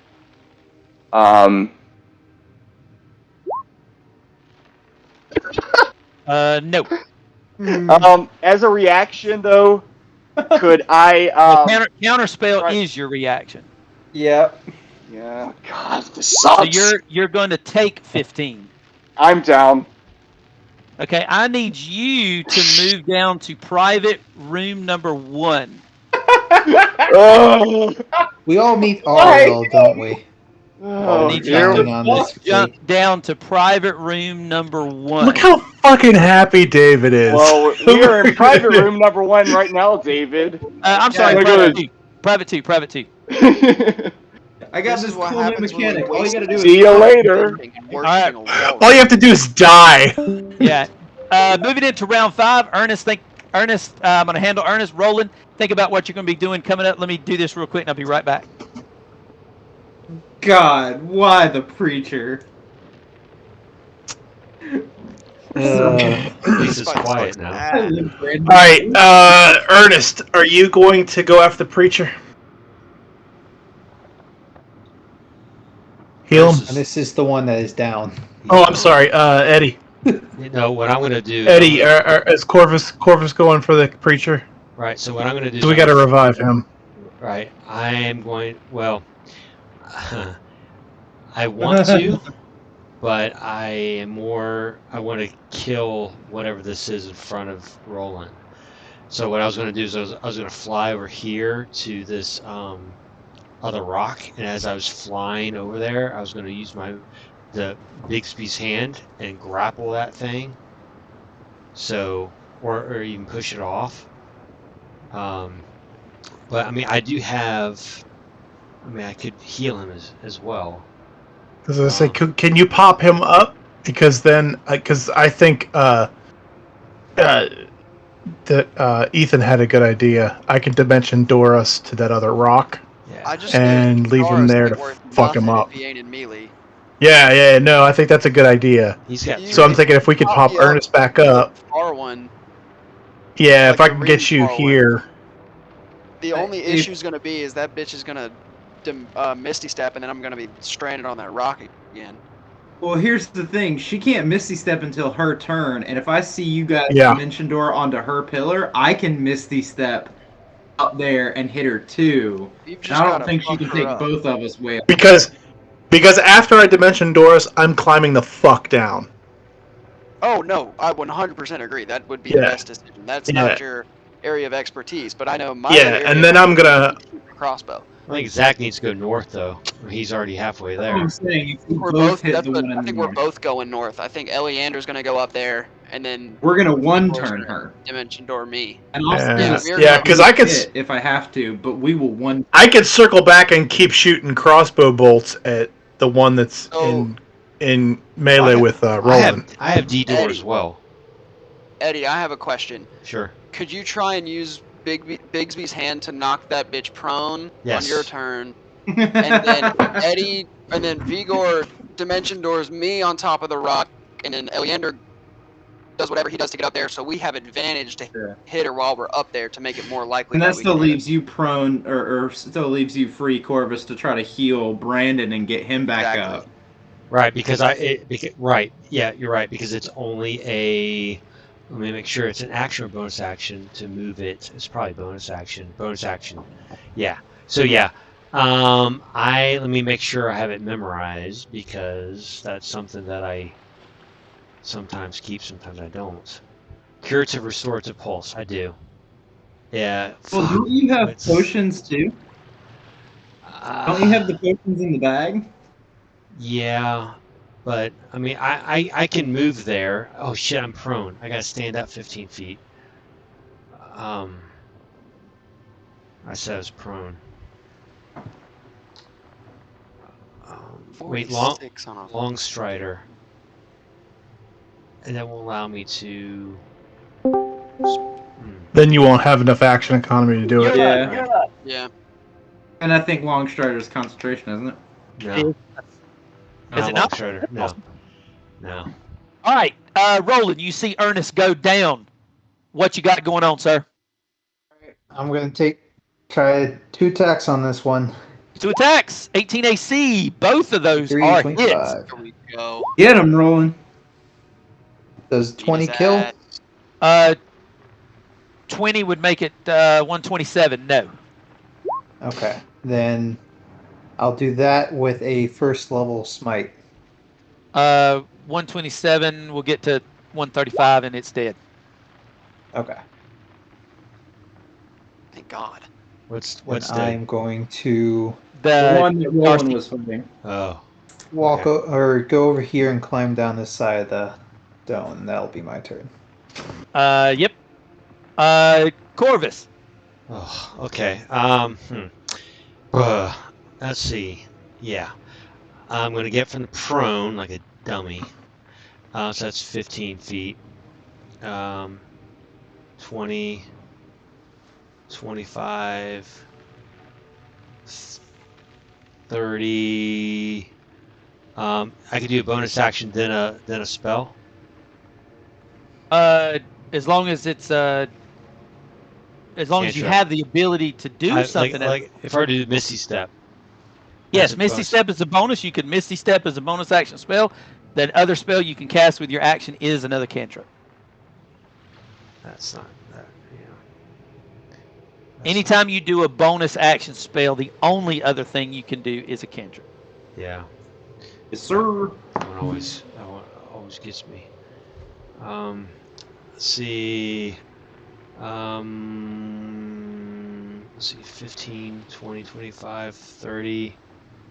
I just look at the preacher and I love the smite action over there on the little animation. That's cool. Love that. I gotta I'm get sorry. that.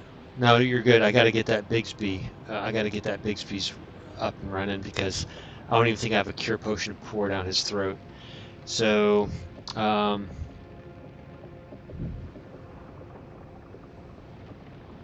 my What you wanna action, do? if I would have double move, right? Yep. I still have my bonus action, correct? Correct. Mm-hmm. Okay. So 15, 20, 25, 30, 35, 40, 45, 50, 55, 60. What do I see? Oh my goodness. Oh, I think you see her now. I'm going to just. Yeah. This thing moves like 150, so I'm just going to. What I want to do with this thing. Bonus action. So many bad things I want to do. It flies like a middle finger going towards her, and then it goes like to a fist right before it does a. I'm going to grapple it because it should be difficult to cast spells with being grappled. So it's It going is to be. not. I want to warn you that before you do it. There is nothing about grappling and doing anything. It just reduces your movement to 0, I think. Yep. It's the grapple is the setup for other Other abilities. things, yes. I think that's why Ethan suggested what he did. Yeah, if she's grappling, she can't because she can't move her hands. But if you're grappling, That her, is correct. That is Alright. correct. Yeah. As long as she's got one hand free. Their particular I have ability, equipped my victim. this Death's Grip grasp thing, it takes both hands and it takes out their ability to spellcast. But it does do a lot of damage to a melee character. All right. Well, how high is she off the ground? 20 feet. So your hand would have Forceful no hand. problem flying over there. Forceful hand. It's going to be Your D20 plus 8 versus my D20 plus 12. I'm going to put So- this up here. Roll a 1 to 20 plus 8, sir. Medium with advantage, so I get advantage. Medium or small, yes. Uh-huh. I do not. And plus, my DC is So that Plus would be an 9. 18. You have an 18. She has a 13. You win. Yeah. So you Yes. shove her back 5 feet off that mound. She will take the 2d6 damage. right. She will take 6 damage and be on the ground. Does she land prone, David? I would say at 20 feet high, yes. From that distance, I mean, yeah, I think so. I mean, I know there's no rule for that, and it's a DM's discretion. That's why I asked. Good I colleague really do think answer. so. At a 20 foot, I mean, 10 foot, I might say no, is because they are on the upper end of a medium creature. Yeah. But 20 foot, yeah, she probably fell. She's probably prone. If you I see just the wanted last, to establish precedent for the court. if you see the But last, I would like to say without metagaming, you don't know that. right. But you Oh do, yeah, I know that. You do see that the last sentence says the hand moves with the target to remain 5 feet of it. So the hand's going to move right there. Sure. Vigor. all right, buddy, clench up. Zars is just gonna grab onto Vigor's arm. You don't have to see what's Dimension- going for dimension door. Nope, I've seen this before. I can imagine what the top of that thing looks Yep. like, and I can dimension door right there. He can dimension. And I'm block bringing Zaris with me. and bringing Zaris with you. Mm-hmm. Sure. So, both of you are here. No, here? My bad, I grabbed it. I'm sorry. No, nope.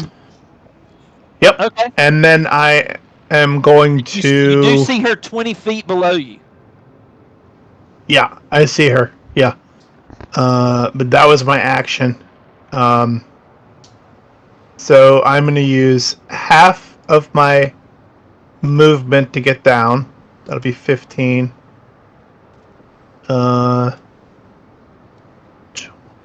25. it would technically take you at a 40-foot thing. It would take you. Oh, I forgot. This is a 40 Yeah, foot these are thing, not 40. a 10 foot It's a thing. 20. I'm sorry, 20. You're right, These yeah. are 20, which would take you 40 feet. These are 20, so it'll take me 40 movement. Right. Okay, so I can't get down then. can I? Not in one move. You You can would start be your safer climb. up there, though. You could start your climb.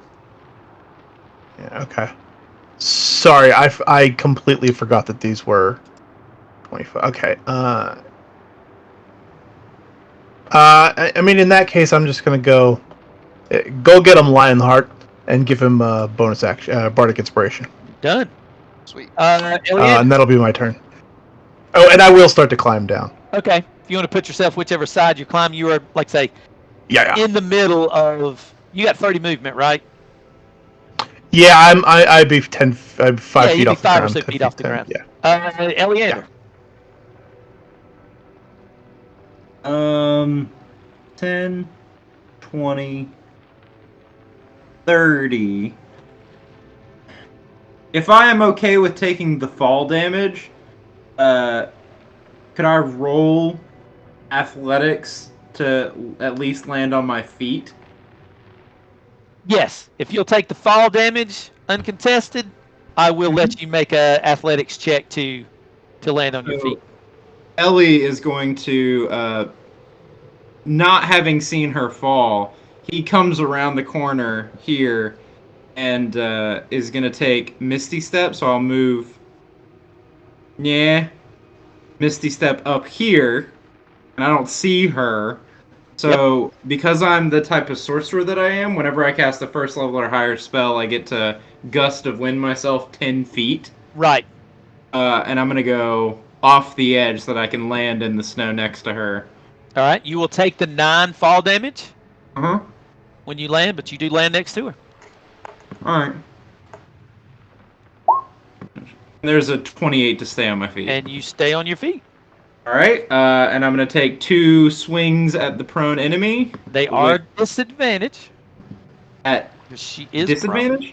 Yes. No, she's prone. No, what am I thinking? Scratch that. No, you're at advantage. I was very concerned. It's range that's at disadvantage. Go ahead. Yeah. My brain's going faster than it should. Swipe 1. A hit. We'll see if she's up after this. That way I'm doing this all fair and square. Yeah, however, you know what? There's nothing saying she can't use her reaction to shield, so I'm going to turn that to a miss.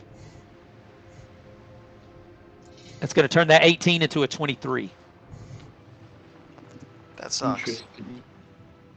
That's 23 for the rest of the round? Yep. I'll swing the other hit. I got advantage. You do. Come on. Oh! Oh my Yes! God! That just destroyed the shield as you moved through it. Shield me, bitch. Kidding. David, in all fairness, I would still entrust at least a level 1 smite before you say whether or not she's dead. You smite as you feel free to. Okay. You know what? Let's make it a level 2 just to be extra special sure, since it'll get increased. So she's as taking well. 16 damage and then your smite. Give me that. Oh no, she's a fiend. She is, so there's one more 8 onto that. Let me make sure I am the right type of paladin. Yeah. It's just on smite. It's on every smite. Yeah. I'm pretty sure. So just give me another D8. Golly gosh. So she'll take another 4. So that'll be 16 magical slashing, 3 ice, and 16 radiant. Doubled? Yes. How does she die? That does not kill her. You got to realize she has not been not hit taking but like anything. one time. God. It was only for 6 damage or something like that. That's fine though. I'm However, comfortable that's a with big the hit right 70-something. there. That's a big hit. I mean, 32, 24, and 8. That's all she wrote from a turn now. Bonus action Misty stepped. But I think that's plenty. I would say so. Come on, kitty. Yeah, Zaris. I hate that her AC is a 23 now, but Zaris is going to do the same thing. Jump right off the top of the rock to land on the other side of her and take the 2d6. All right. Then you want me to will roll also. it or you rolling it? Nope, I'll I got roll you. Line up. You're gonna take 8, sir. Okay. And you may commence to hitting an advantage. All right. Make sure I hit at least once. That is a hit. That's not. That is not. So you will hit one time. It's okay. 17. You will take 17 minus 1, 7. Anything else? I'm gonna bonus action second wind. Yeah, boy. Heal yourself. Yeah. Oh no, I was thinking action surge. Sorry. Oh. Still, very Oh. good. No, I can action surge too. I'm glad You said forget. that. That's not a bonus action. Yes, you can action surge for 2 more hits if you would like. Okay. Then you can have this, Oh! and hopefully this one. Nope. Oh, This is That's doubles, okay. whatever This it is is. still critted. Oh, minimum Oh, low damage. damage, 14. Minimum damage. That She can sucks. she can take 14, sir. Yep, I do. Dang it. Uh, Okay, well then that's it for me. That's it for you? All right, Yeah. then it is going to be her turn.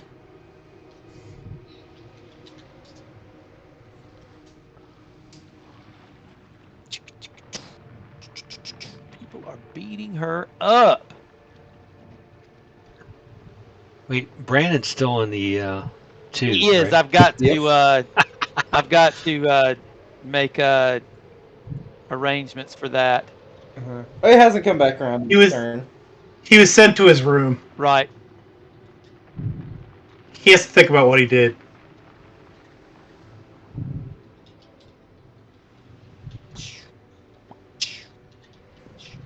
I'll mess with him real quick. Alrighty.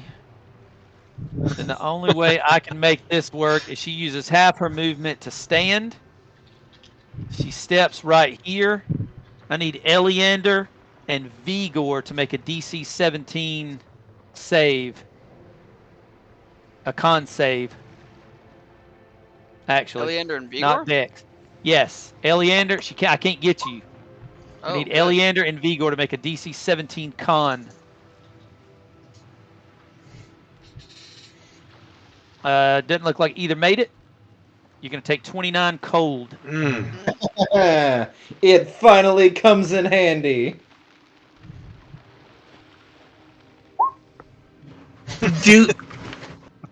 Could she see? That's not a line of sight thing? No, it just makes a 60-foot cone. She just aims it to hit Eleander and aims it up to you. And it goes 60 feet. Do you fall unconscious, Mr. If I'm climbing on the other side, how is she hitting with a cone? You would get a +5 to that, so you would make it because you would be under full cover. Okay. Elbows and tiptoes. Yep, you would get a +5 to that because you would be under cover for this one. Unlike the chain lightning, which bounces, you are correct. I am still up. Okay. That's all she's got. Let me do something with Ernest real quick. Be right back.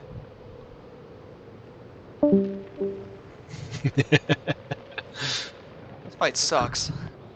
You know, Bigsby doesn't say anything about line of sight at all. So it is going. What do you think I should do? Grapple her or just keep on just punching the crap out of her? Punch the crap out of her if I because punch- she's going to be yeah. able to. Punch the crap out of her, fucker. she's Yeah, got to she'll be be able low to- by now. She'll be able to what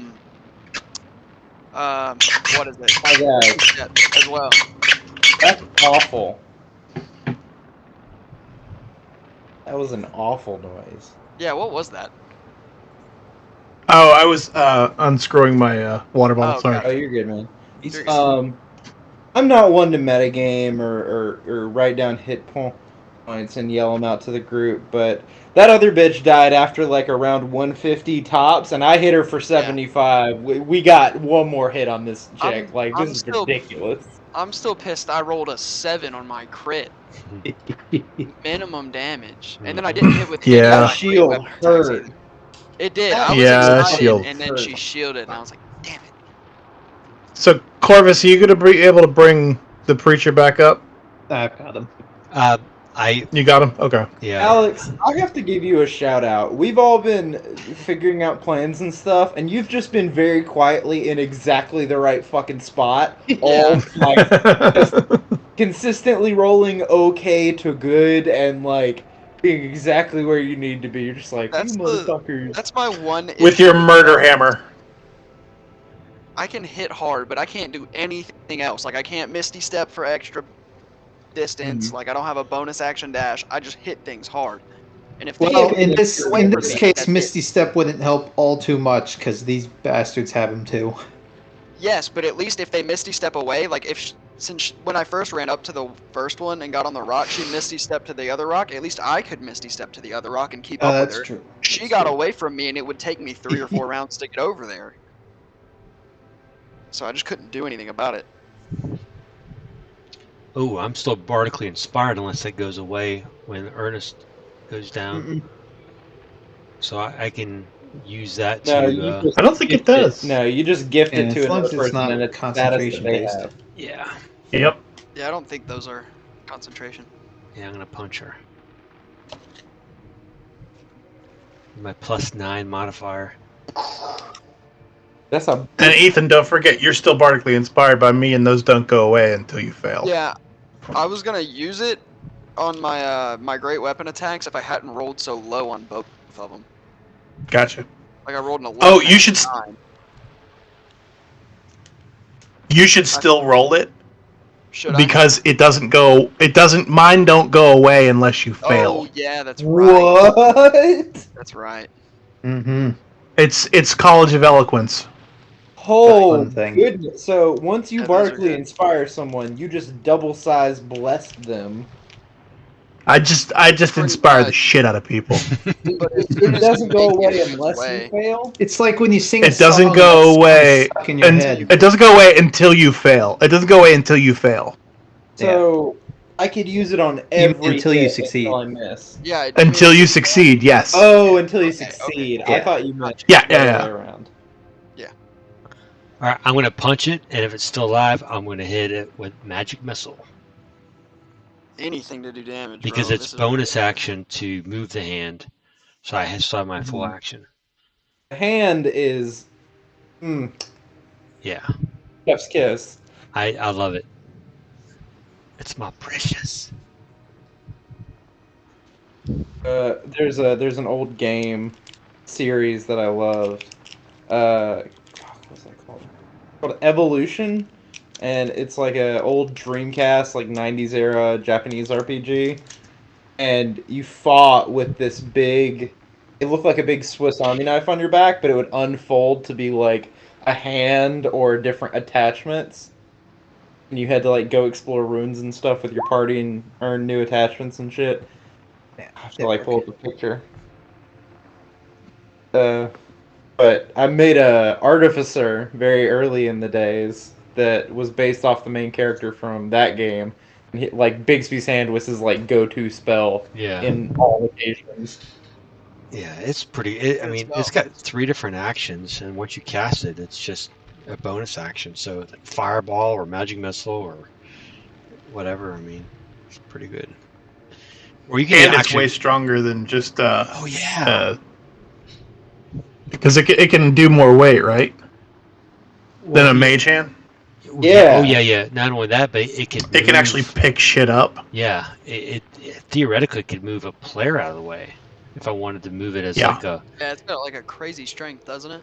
Yeah, it's like a. Yeah, like you. 26. Yeah. It has a you could probably have drugged Brandon over to you to heal him if you do. Yeah. Yeah. But knocking that hag off the top was good too.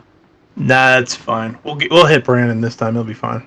The real question is, what are we gonna do when we're done with this? Are we gonna like hide, or like go back to Reggie's place to long rest? Cause we're hurting. I think we need to I feel like we get some fishies. Yeah. Oh yeah. They might have Time to retreat, beaten and defeated. Don't hags like, I know like the whole hag group is called like a coven, but don't they have like a place they hide? Like keep all their stuff. Like no way all these hags are just sitting on top of these Oh, like rocks. this tree right here. Yeah, like maybe I was thinking. Ooh. There's We gotta could be something. Well, find it a also hole. said that Arl was making them do it. Hags don't generally work together. They usually fucking hate each other. They only work Well, together if they have to. Well, don't hags?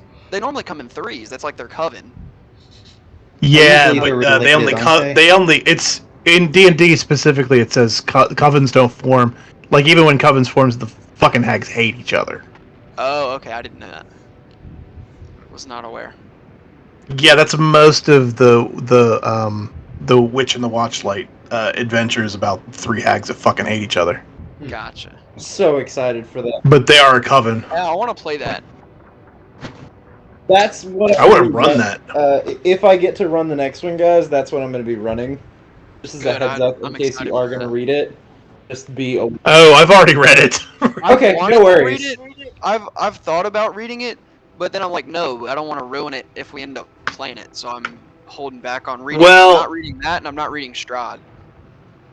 In my other game, they wanted to go to the Feywild, so I sped read it real quick so that I could get some Oh, ideas yeah. Oh out yeah, I've before heard it. I sent them Understand there. Like Yeah, that. it's very good. I'm I'm excited. Apparently, you can play that whole adventure and not have a single combat. No combat. Yeah. If you have the talking skills, you can play that whole thing. It's no made for combat. Vigor. It is made for Vigor. It is not made for Zarus, however. I think it is also very much made for online D&D, which is why I'm excited to potentially What makes you say run that? it. Because it is way more talk-based and decision treed than Gotcha. most any other adventure that they put out. And it's specifically crafted to give you options at every turn to negotiate or trade or make deals and get out of grid-based combat. So I think It actually gives you like a sheet to track all the stuff that's going on Mhm. Oh, okay. That's pretty neat. as the I haven't DM. really looked at it. It's a great book to look at mechanically. That's why I threw a heads up out there so that you're not like, oh no, I was just reading this. Fuck. Plus, even if you read it, like there's things in the adventure that are randomized, so even if you've read it, you don't necessarily know and what's in, what. In all Well, that's the whole thing honesty, about the I go Feywild. off book and I'm gonna customize it to hell anyway, so it's not a huge deal. Also, the whole thing about the Feywild is that it's kind of crazy and like emotion-filled and random. It's gonna be very good. But yeah, the only thing I've really looked at out of that book was the races they came out with. The fairy and the rabbit people. Yeah, in my other group, I just basically tortured them with the Feywild, and they all looked at me and I said, "Whimsy." Whimsy. That's one way to put it.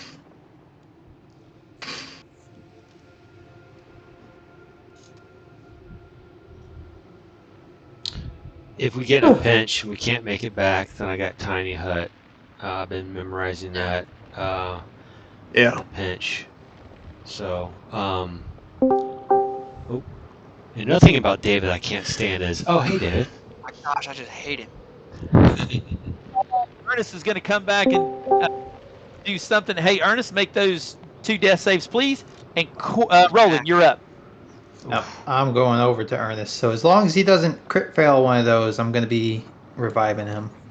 Yeah, I'm trying to figure out how to do that because I haven't made a death saving throw on D&D Beyond. Roll a d20. That one makes it, and that one does not. So you got 1 pass, 1 fail.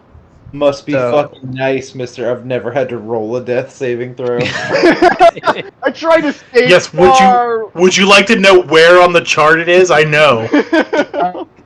So with that, I'm not even familiar with how you do that, like you plebeians. This is the reason why I multi-class, so I can wear heavy armor. Corvus. Yes, I'm going to punch this lady in the nostril. I still got to heal him. Yeah, go ahead and that's right. Yeah, do your healing. So 12 healing points. So you come back with 12 points. You are prone, but you do have 12 points. Ernest. Oh. All right, sorry, Corvus, go ahead. Oh, so a clenched fist comes out, uppercuts. All right, you're going to need to move to see. It doesn't say in the spell. Oh, it doesn't say you have to see a target? Yeah, if I'm going by the, I will put up there for us to read. If we're playing by that, then I will play by that as well.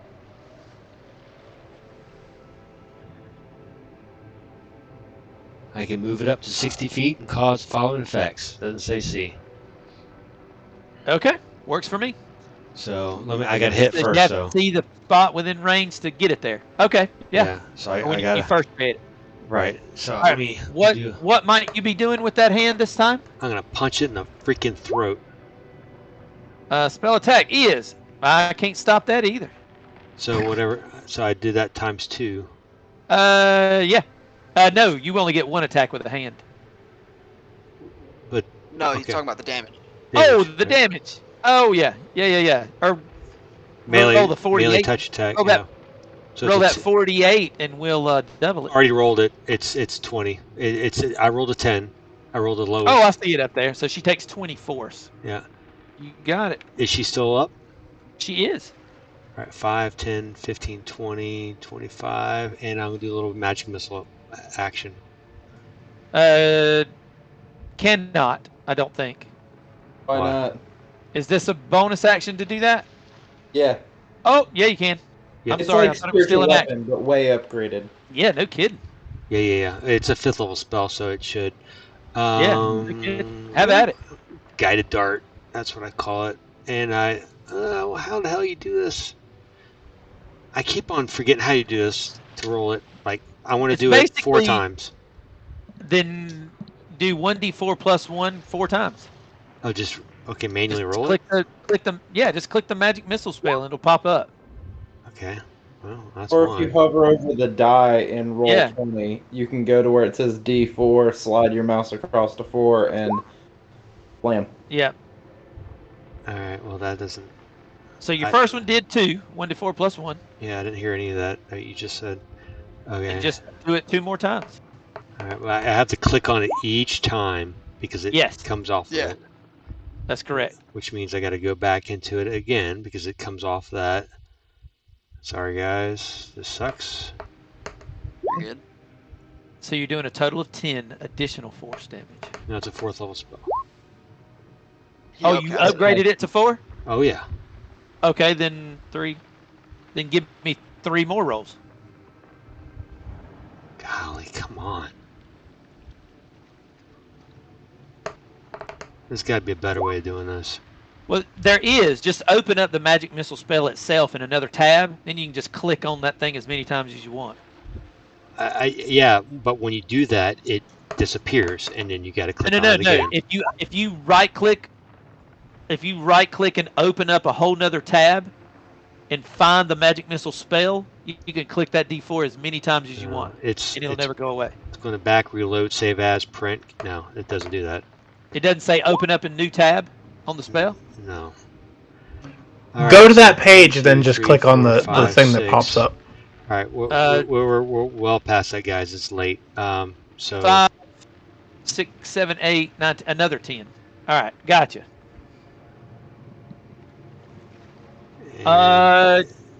It's still up? All right. Yes. Cool. Vigor. Vigor is just going to finish that last 5, so that'll be 10, 15, 20, 25, 30, and he is going to stick some of his guts back in himself. And that'll be it. Okay. Leander. I don't think she's going to be up for the rest of the round, though. Let me put it that way. Unless Is there's she a still whole lot of prone, or is she missing. standing? No, she stood and moved. Stood and moved. Yep. She moved from where the hand was over to where she is now. Ah, okay. The hand moved too, so I was like, everything is still in relation to me. Same. Well, we're going to attack once. If it hits, we'll roll damage. Oh no, the way the attack action works. Yeah, we'll attack twice, and then we'll try to shove her prone for Zaros. 1. Miss. Hit on the money. However, Alright, there we go. I'm going to make it miss. I am God. going to shield it. And then we'll roll athletics against you with the Yep. bonus action shield. Let's do it. Come on! That's gotta beat it. You got her. She's prone. Ah! Get proned. She is prone. Zarus. All All right, right. man. Got this. She's done. At advantage. 20 is a miss. Dang it, that's a hit. 15. 15. Ha! She is No. still in. Shut up. She has 6 points. Kill her. Damn it. She has I hate 6 that particular points. one. I can't do anything about it. I don't have anything else I can do. All right, her turn. Let's see. She has used 3 first, 3 second, 3 third, 2 fourth, and all the fifth. So I can Misty Step I knew Of you were course. gonna do that shit. to I knew you were here gonna do that shit. and get out of your grasp, and then I Hmm. can. Howard.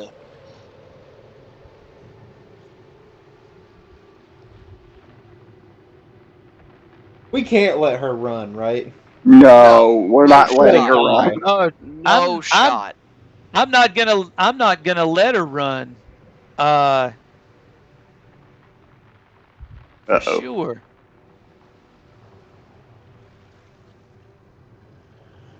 What is David doing? I'm scared. I am I'm going scared. to. He's gonna roll I'm another going to- Kill most 25. people here. Yeah, I'm going to hit Corvus with a Ugh. return a magic missile. Oh. Here we go. Okay. Corvus is like, all right, Like, fine. bring it. Well, I mean, At least You are she gonna can't take- do lightning and take you are you both out. You are going to take 17, Corvus. no, I'm not. What you taking? Boarding flare, I'm guessing. No Nice. shield, baby. Oh! That'll Nice. work, no sir. damage. Nice. Ernest. The Yes. rarely used second line of text. Yes. I didn't even know that spell was a thing. Oh yeah, yeah, That's why it was originally made. yeah. That was Doesn't that baffle you? way back. It never even had an AC bonus. Mm-mm. All right. So with the shield, Ernest, you're laying in the snow, but you're awake. Yep. As a bonus action, I'm going to go ahead and cast Healing Word at the last of my 5th level on myself. Okay. To, You stay laying in the snow and you healing word yourself for 14. 14. Anything else? Ah, that's so low. Why did I roll low? Yeah, and as my main action, I'm going to use Toll the Dead. We're going to try to get her down. So that is going to be a Wisdom 15 Wisdom? save. Yep. I'm making it. Roland, how you feeling? Mother Hubbard. How you feeling, Roland?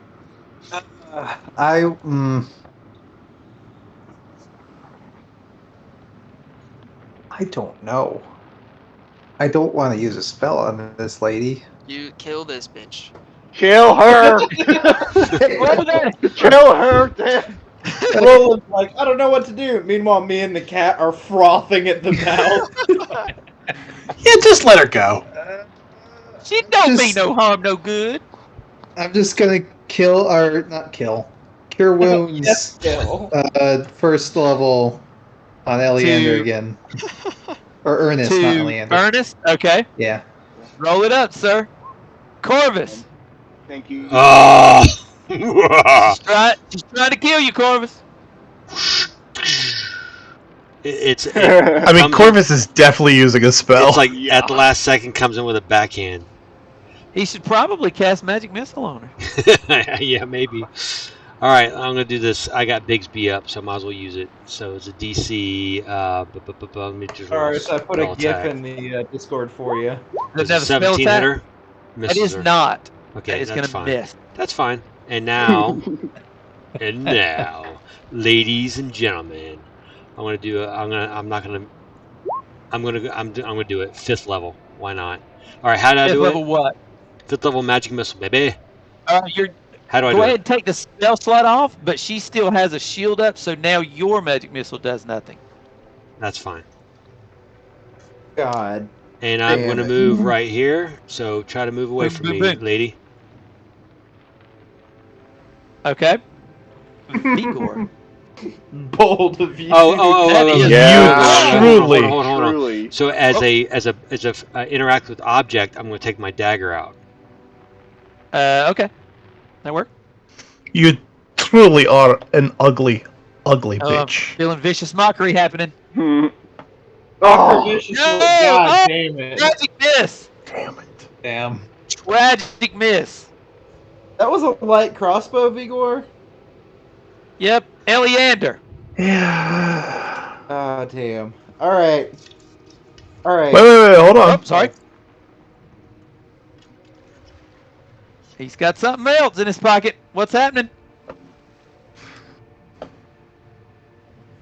I hadn't used a bonus action. Let me see if there's anything I can do.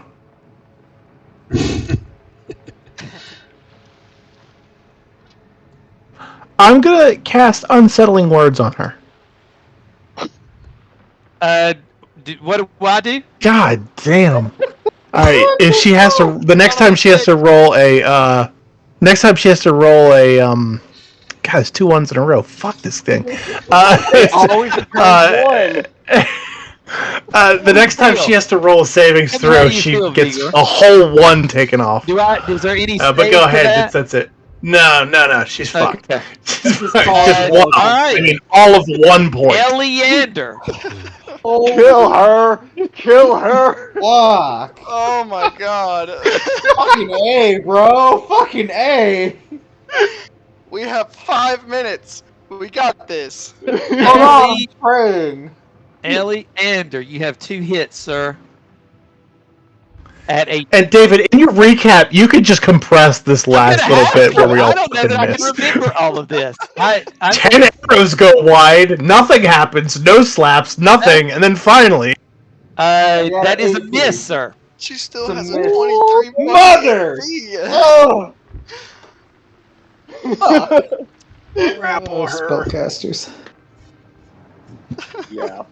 Come on! Here it is. Please. Fucking Christ!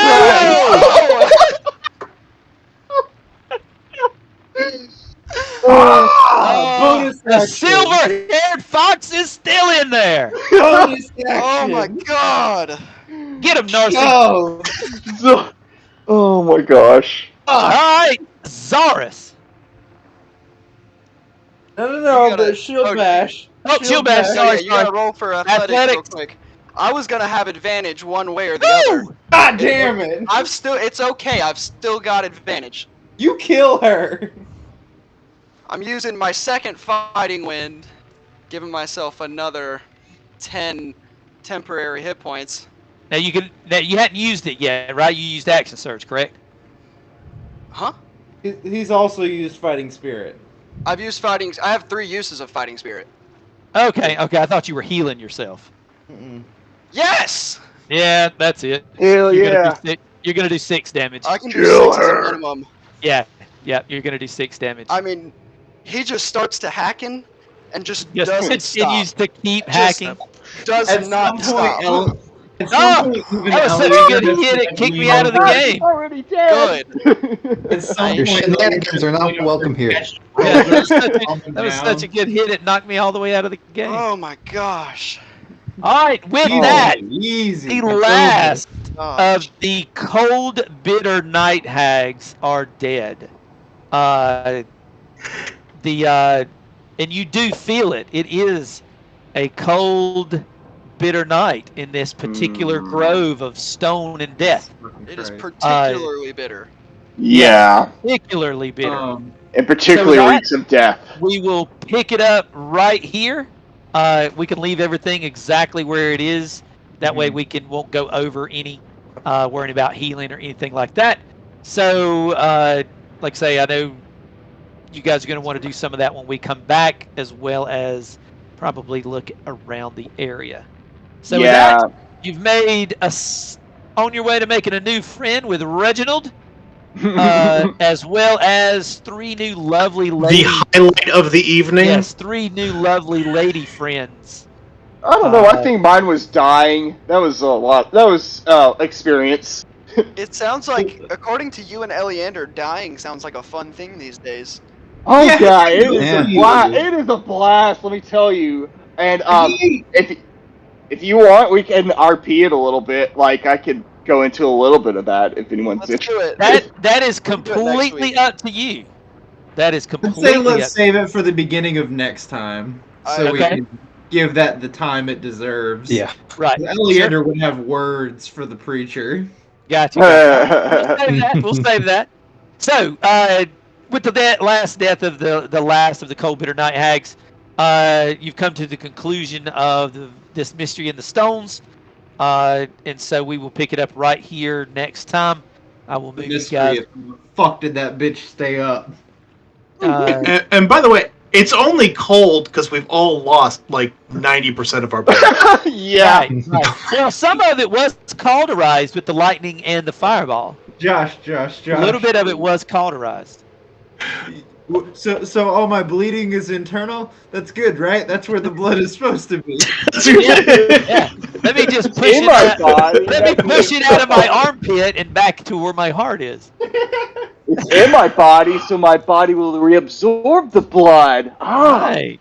It's just one big internal bruise. It should just absorb back. All right, gentlemen. Excellent game. That was fantastic strategy. Well done. Oh, The yeah. next time we take a long rest, Vigor is gonna say, "So that was a cool day, right, bro?" No, that was not cool. Me and Zarf broke our legs. Brandon died. No, Vigor thinks nothing about that was cool. I would just like to point out, all of that started because Vigor had a singing battle with 3 women. Yep. Yeah, I honest to God was gonna fuck past that, but you guys are like, go sing it. I'm like, okay. Concert time. Concert Yeah. time. We learned our lesson. That basically tells you, Vigor, you cannot fall to adventure or peer pressure.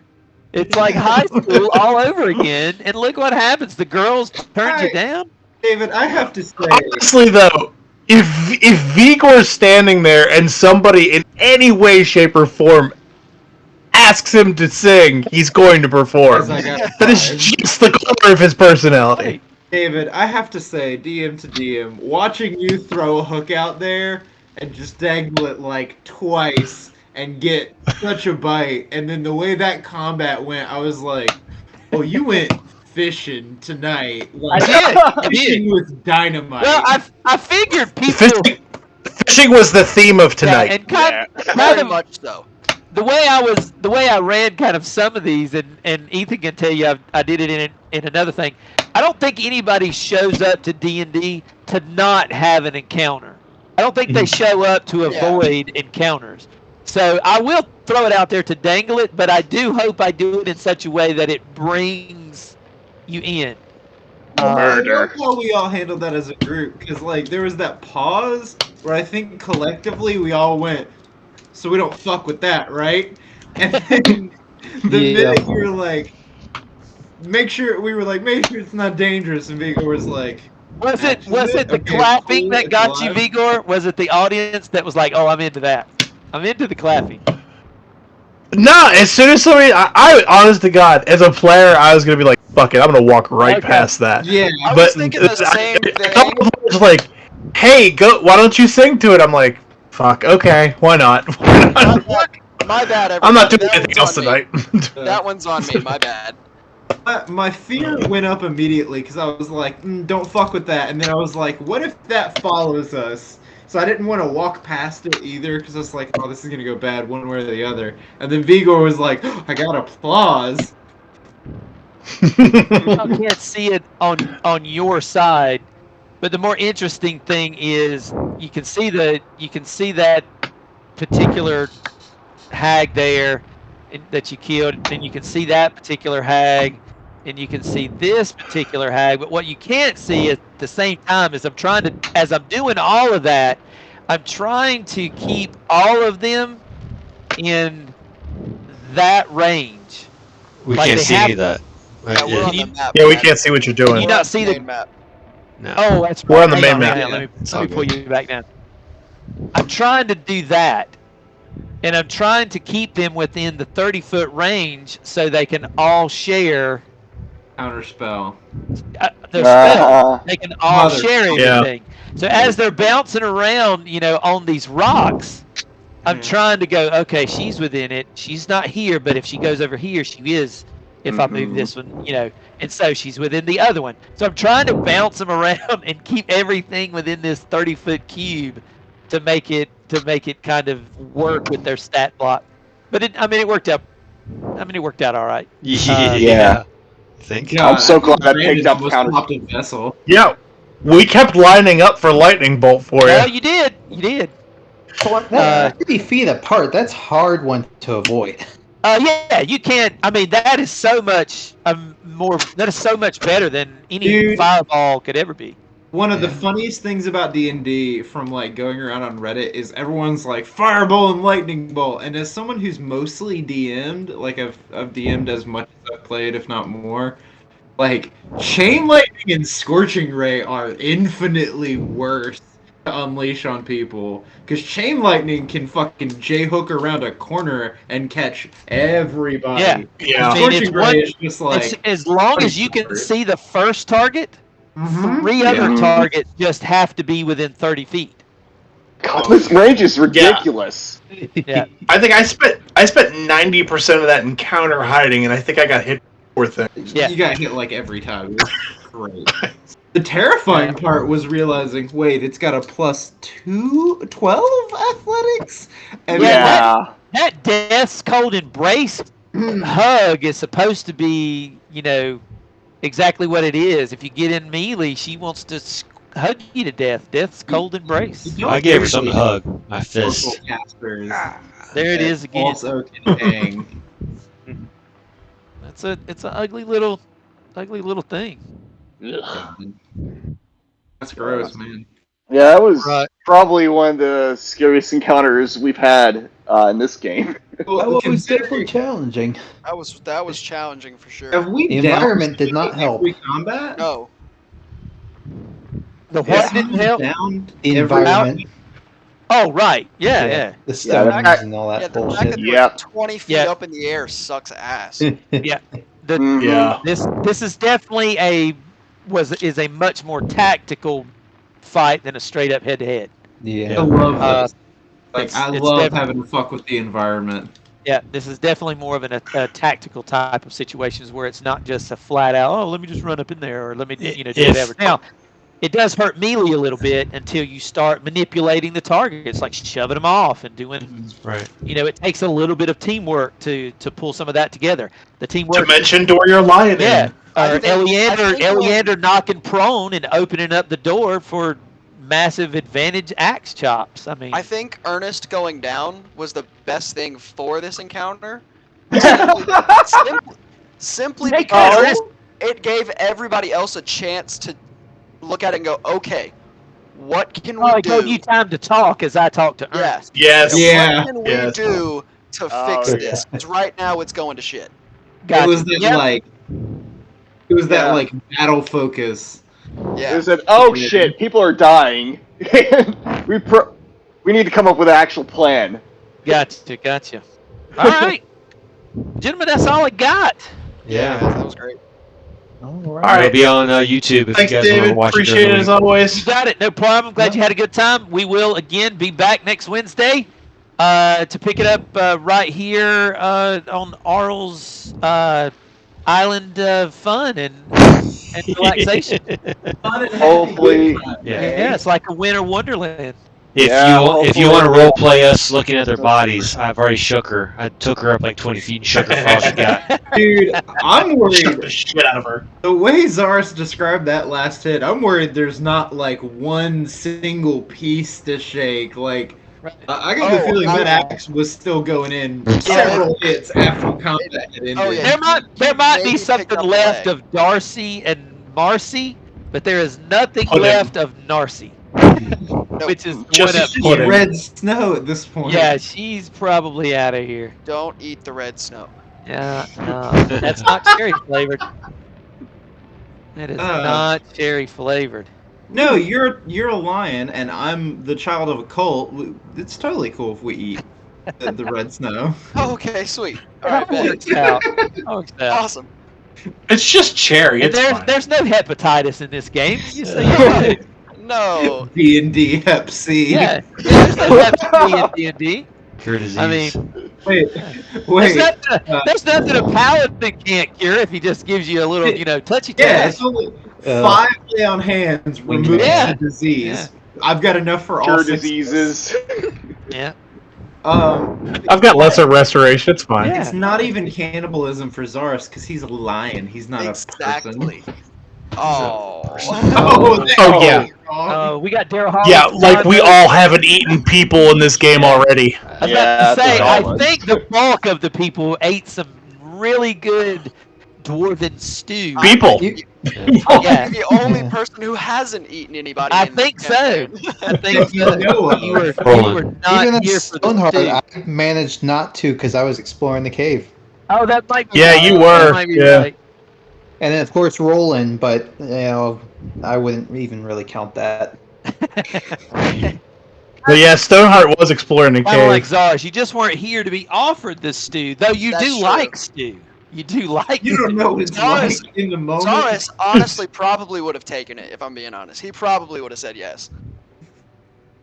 Well, it was But disguised. it was at the tasty as time. fuck. It Yeah, was yeah. good. It just reminds me of that Family Guy gif of like Stewie So many realizing people. what he's eating is like